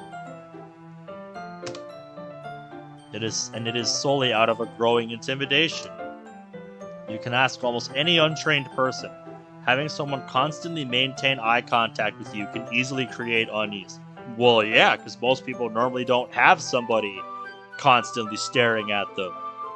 So yeah, I can tell you that for a fact. I would feel that way. So, this guy's speaking straight facts. Once you display unease, they've already won. Can you stop? She shakes slightly. Yeah, sure. Natsuki, I believe you had the wrong idea at my reaction to this manga. I have never heard of it before, so I have no right to judge it. That's my boy. Yeah, you shouldn't judge things without learning about them. Exactly. Kind of like me, eh? I can't say I have, no. I'll have to see if it's on Netflix sometime. Oh, 3 years. What do you mean by that? I don't have anything planned for Friday, so maybe. Oh hey, CMG joined the server. Welcome, mate. Not on Netflix. Okay. Okay, so I would have to get something else to watch it. Alright then. I was just curious, because I was thinking maybe Friday I could take the time to watch something. Because right now I don't really have anything planned for Friday. I know Saturday, I think my mate from work and I were going to try to get to round 100 on D Machine on Cold War. So that's all I really have planned right now for the weekend. Next weekend, though, buckle the fuck up, because I have a date with Horizon Drac next weekend. I mentioned it in the Zombies talk, if you're keeping track in the server, but next weekend, from the 17th to the 21st, I work exactly one of those 4 days. So, and the reason for that is because I asked for Tuesday the 21st off so I could go watch the Wild vs. the Kings at the XL Center. So yeah, I got exactly the outcome I wanted. I take the Saturday that week, and I still have the Monday off. So, Horizon Drac's going down. I'm going to push for round 200 on Horizon Drac. It seems within reach, given how long it took me to get to that 133 before I disconnected. So yeah. Dude, I'm fucking ready. I'm so ready. God damn it. That next week can't get here fast enough, dude. God, I want to do it so bad. Really want to get on that grind. It has been so long since I have done, a serious high round attempt like this. Even that 133 attempt, I wouldn't say it was like a fully invested attempt. I was just kind of trying things out, feeling things out with the new idea I had for my strategy. But now that I have that idea firmly down, this is going to be an actual serious attempt. So, dude, I am so pumped for this. I cannot wait for next Friday to come around so I can get started on it. And I think unlike last time, I'm going to try to stream the whole thing. So, you'll get to kind of see the setup process and how that works. Why I have the fire sales in my pack for my setup. Because, yeah, it's for a reason. Everything I do is for a reason. Yes, we do. Anyway, that's enough of me gushing about zombies. I could do this the rest of the night. We should get to finishing this day. What do you mean by that? Remind me. Well, I recall when I first walked into the club room, you attacked me simply because I was a male. You didn't get the chance to learn or get to know me. So in a sense, you're a hypocrite. Right? Guess I was wrong about that. I'm sorry. You're fine. It's not like it hurt my feelings or anything. Natsuki looks off to the side.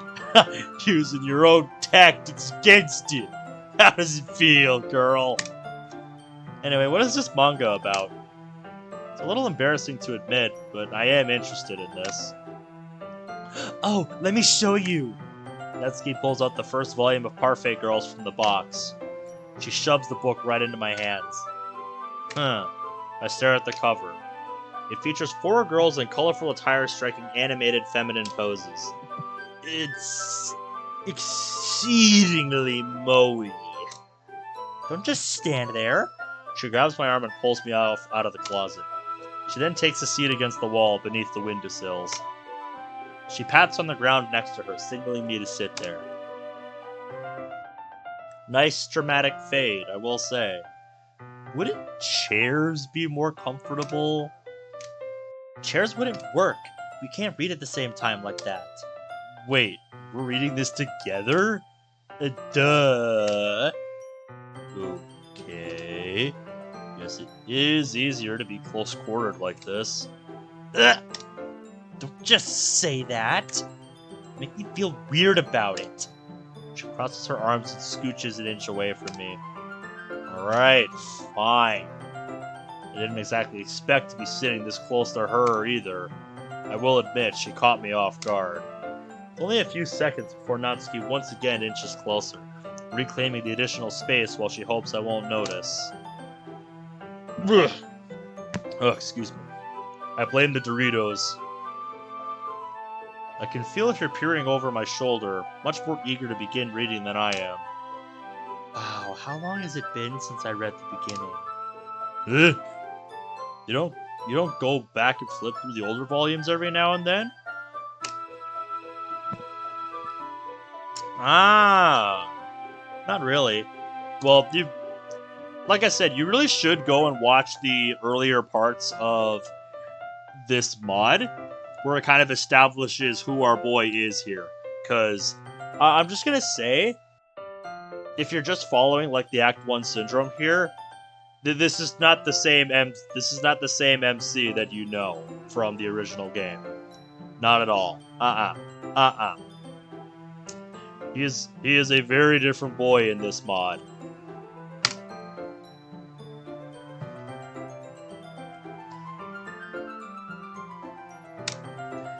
Maybe sometimes after I've already finished the series. Hey, are you paying attention? I am, but nothing's really happened yet, so I can talk at the same time. Yeah, that makes sense. Did this MC do a complete 180 with manga? I don't know if I would say that. Looks like it's about a bunch of friends in high school. Typical slice of life affair. I don't really enjoy those. Life is never as happy as these stories make it seem. I find it very unrelatable. Sure, maybe for a little bit life will stabilize and mellow out. No matter what, it's gonna kick your door down and drag you out. Even if you kick and scream, it will be of no avail. You see what I mean about how this boy thinks differently? Shut up. FFDP dropped a new song. Are they working on a new album? Is this just a single? Tell me more. I want in on this. So, what should I expect from this? Is there gonna be a plot? Well, obviously! You think I would enjoy something that didn't have a plot? I mean, I guess I know what you're saying. A lot of the beginning is about simple things. Like there's a really funny chapter where they're obsessed with a guy at the ice cream shop. That's just to help you get to know the characters. Kind of like we're doing right now. Besides, it's still entertaining. But later on, there's all kinds of drama. They get into all their backstories and then some of the romances start to happen. That's really what makes it so good. There's so many touching parts. That effect? Hey, bringing it back, are we? I know that was our boy's catchphrase in one mod. I forget which one, though. Sounds like you really know what you're talking about. Maybe I underestimated you. She is the manga guru, after all. Of course she knows what she's talking about. Hey, wait. What's that supposed to mean? It isn't hard to understand. She gives me a little shove. Just meant that I haven't seen you at your full power. Good save. This chapter seems like it's about baking. This is just a guess, but is there a lot of baking in this manga? What? She pauses for a moment, as if she doesn't want to admit something. Yeah? Why does that matter? You enjoy baking too, right? That... just a coincidence? I just happened to get into baking around the same time I got this manga.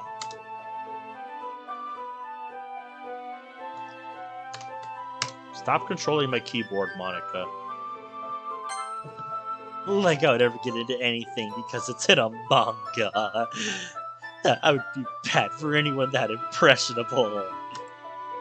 Natsuki? You're being a little too obvious again. Definitely not a coincidence.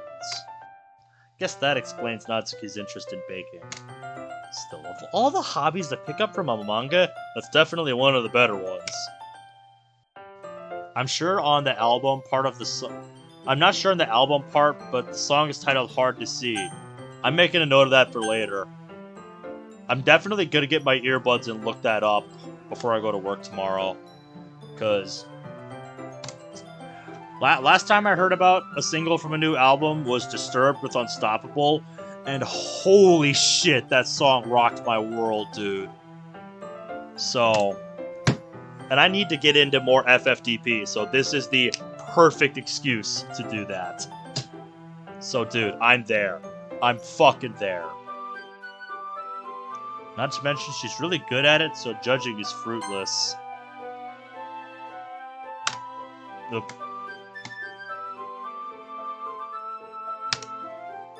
We read on for a few more minutes. I've finished a couple chapters at this point. Are you sure this isn't boring for you? It's not. Even though you're just watching me read? Well, I'm fine with that. If you say so. I guess it's fun sharing something you like with someone else. You know what I mean? Huh? Huh? You don't? That's not... Well, I wouldn't really know. What do you mean? Don't you share your manga with your friends? Could you not rub it in? Jeez. Ah. Like I could ever get my friends to read this. They just think manga's for kids. Can't even bring it up without them being all like, you still haven't grown out of that yet? I want to punch them in the face. I am well aware of those kinds of people. And I am one of them at times. Some people close their minds to certain areas of culture. Kind of like how I am with certain genres of music. Never deviating from that, and if you do, you're an outcast. But for me, it's not so much because I hate it, because it's more just not my taste. It's not to my taste. But I still respect it, because it has its merits. It's just not the kind of thing that I really enjoy listening to. That's what it comes down to. And if you know me, I think you know what kinds of music I'm talking about. You're looked down upon without a second glance. Natsuki glances down at my right hand, which is in a fist. I release my grip shortly after. Yeah, that's pretty accurate. I mean, I feel like I can't even keep it in my own room. I don't even know what my dad would do if he found this. At least it's safe here in the club room. Except Monica was kind of a jerk about it. I just can't win, can I? Well, it paid off in the end, didn't it? I mean, here I am reading it. It's not like that solves any of my problems. Maybe. At least you're enjoying yourself, right? That's what's important here. In this moment. The Elder Swear? Is that a song title? If it is, I'll have to look it up. So, enjoy it. Jeez, that's enough. You gonna keep reading or what? Yeah. Mani seems to be enjoying this. Oh, if it's... okay, that was a poor assumption on my part.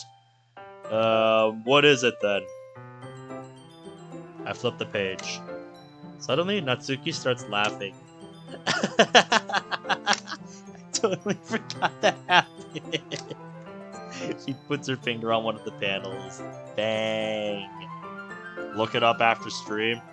I feel like I've heard the title somewhere before, but I don't remember anything else about it.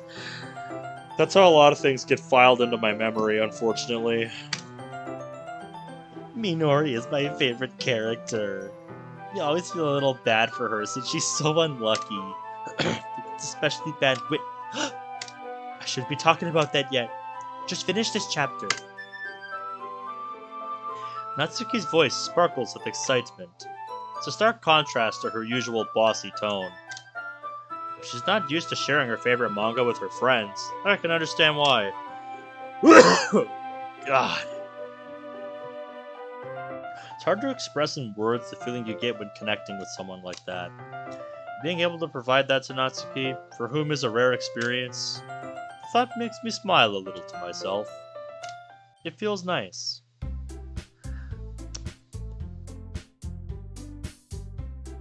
Yeah, I'll keep going through this. I did say I wanted to get to the end of the day, but I forgot just how long the third day can be. Like, oh man.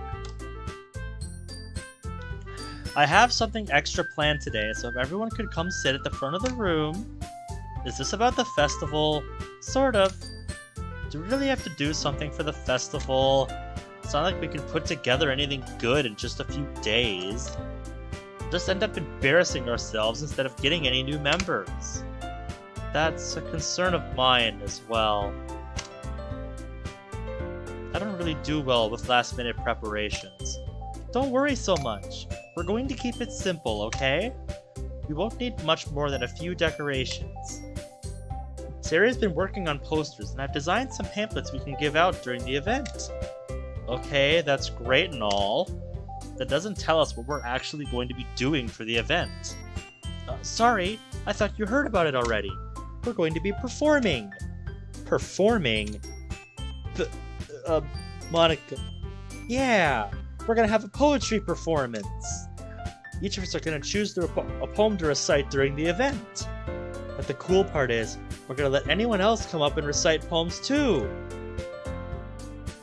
Sarah's putting it on all the posters in case anyone wants to prepare ahead of time.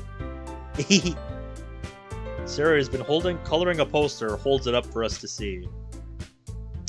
Are you kidding me, Monica? You didn't already start putting those posters up, did you? Well, I did. Do you really think it's that bad of an idea? Well, no, it's not a bad idea. I didn't sign up for this, you know? There is no way we're going to be performing in front of a group of people like that. I agree with Natsuki. Never in my life do something like that. Imagining it, Yuri shakes her head in here. Roy's just imagine her shaking her head. No. Guys, your reality, but it's covered by Elena. Jesus. Don't make me imagine that.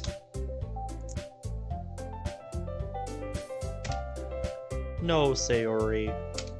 I understand where they're coming from. Remember that Natsuki and Yuri have never shared their poems with anyone until just a couple days ago. It's a lot to ask for them to recite their poems out loud to a whole room full of people. I guess I kind of overlooked that. Plays into what you were saying about you not being very good with people. So, I'm sorry. But I still think we should give it our best. We're the only ones responsible for the fate of this club. If we start the event and each put on a good performance, we're discussing stuff for the festival here. More Act 1 syndrome. And it will inspire others to do the same. And the more people who perform, the better we'll be able to show everyone what literature's all about. Yeah!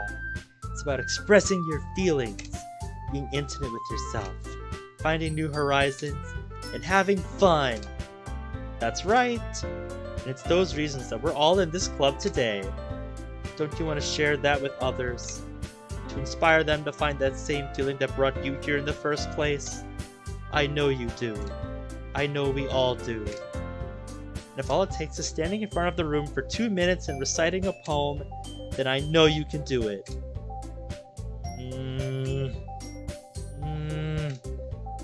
Natsuki and Yuri remain silent. I don't think they are convinced yet. Sayori looks worried. Guess that leaves me no choice. I agree. I don't think it's too much to ask. I think that Sayori and Monica have been trying really hard to get new members. The least we can do is help them out a little bit. Well, maybe, but...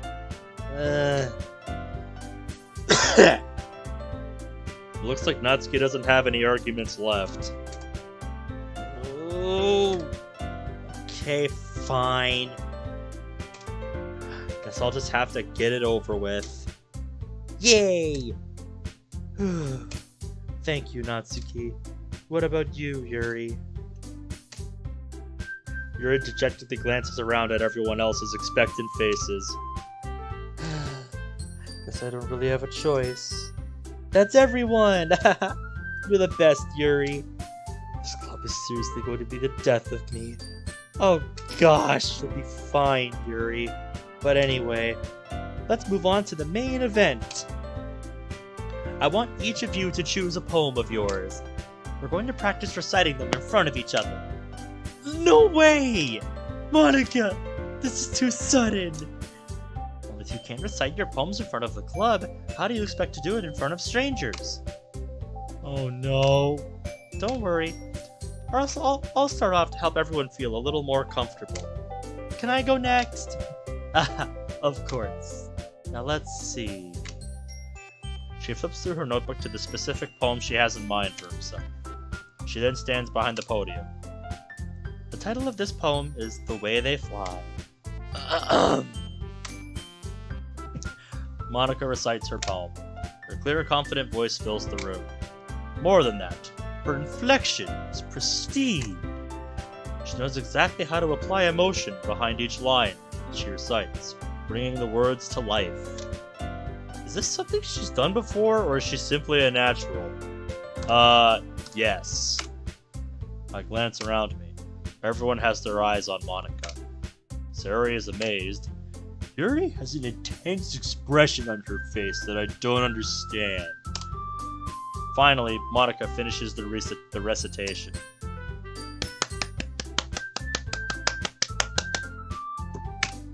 Monica takes a breath and smiles. That was so good, Monica! Thank you very much. I was just hoping to set a good example. Are you ready to go next, Sayori? I'll go next! What? Yuri's fired up all of a sudden. She clutches a sheet of paper between her hands and stands up. Keeping her head down, she walks quickly over to the podium. This poem is called... She anxiously glances at each of us. You can do it, Yuri! It's called After an Image of a Crimson Eye. Her voice shakes as she starts reading the poem.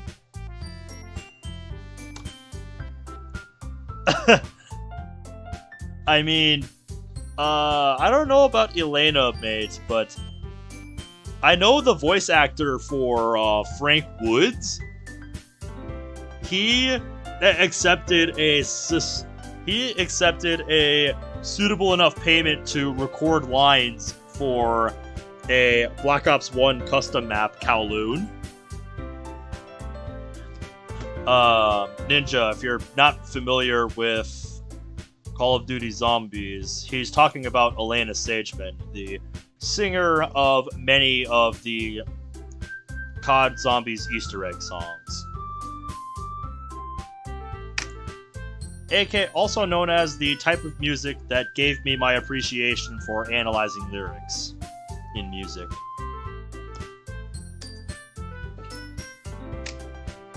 Just a moment ago, she practically refused to do this. Why is she suddenly putting in so much effort? As Yuri gets past the first couple of lines, her voice changes. It's almost like what happens when Yuri gets absorbed into her books.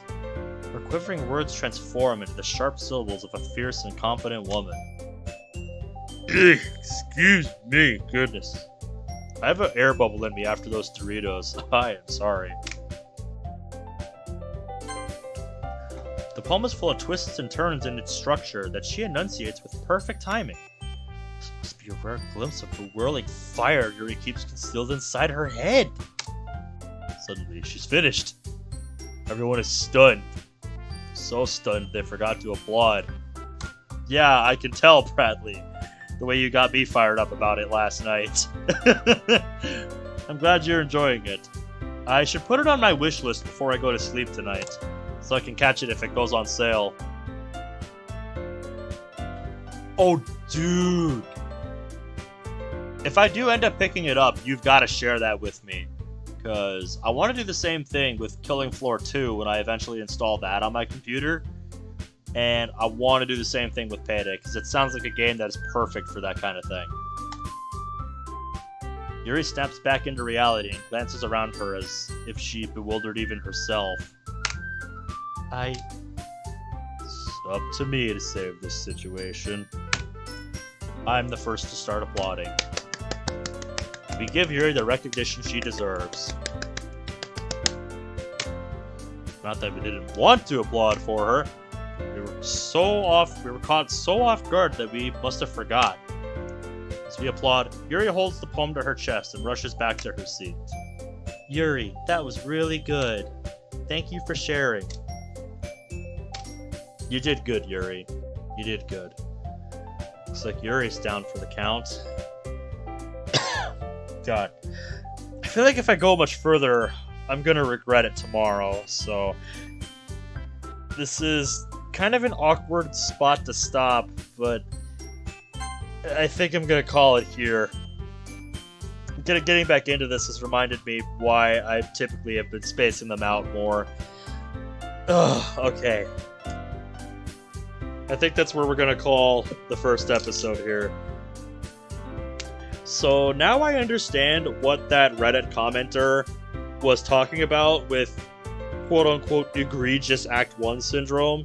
I would say this is the more egregious bit so far, because it really feels like it's just letting Act 1 play out.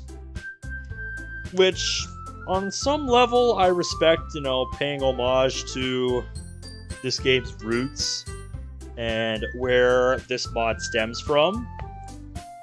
Leno also used to be part of an all-female punk group called the Tijuana Sweetheart, which was once known as Vagiant. I'm probably pronouncing that wrong. Once you're out of Chapter 2, it's completely different. Oh, I'm sure it is. Like I said, this is just kind of like the calm before the storm, letting us get to know everybody before we get into the real shit.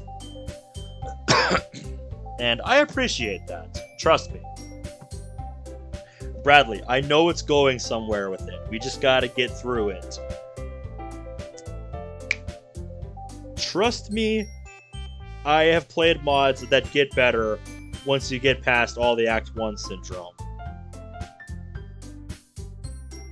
So I am waiting to see where this mod is going with it, because unlike Metal Club last night, that was just copying Act 1 verbatim, I can tell this story's going somewhere, incorporating Act 1 into its story. So I'm more inclined to come back next week to check this out. So yeah. Again, it's kind of an awkward spot to stop, but like I said, I feel like if I continue much longer, my throat is not going to forgive me tomorrow. And I need to take it easy on myself with Undertale tomorrow. Actually, I should check before I sign off.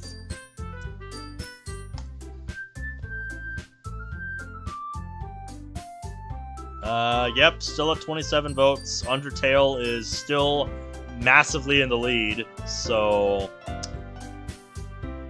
Yeah, if you guys want to share the post with anybody you want to help out with the vote, tonight's your last chance, because after I wake up tomorrow and check my laptop and see what the vote is at, that's going to be what wins. So tonight's your last chance to influence the vote. So if you want to get more people in on it, share the post, let them know. And yeah, that's going to be it from me tonight. I hope it has been fun getting me into Fruits of the Literature Club here, because I've really enjoyed getting to play this mod finally. It's been built up for me for a long time now, as I said earlier, and I'm really starting to get into it, I feel like. Well, no, I shouldn't say that. I'm engaged with it, I would say. There's stuff that's keeping me interested, and it's doing a good job incorporating Act 1 into its story, as it should. So, it does have Act 1 syndrome, I can't deny that, but it's going somewhere with it. It's going places. And I want to see where it's leading. I want to see, so... I hope you guys have enjoyed, and I'll see y'all next week with part 2. So, if you guys are just here for the Fruits playthrough, I guess I'll see y'all next week. But if you're here for the streams themselves, I will see you all tomorrow with most likely Undertale. So yeah, till then, take care.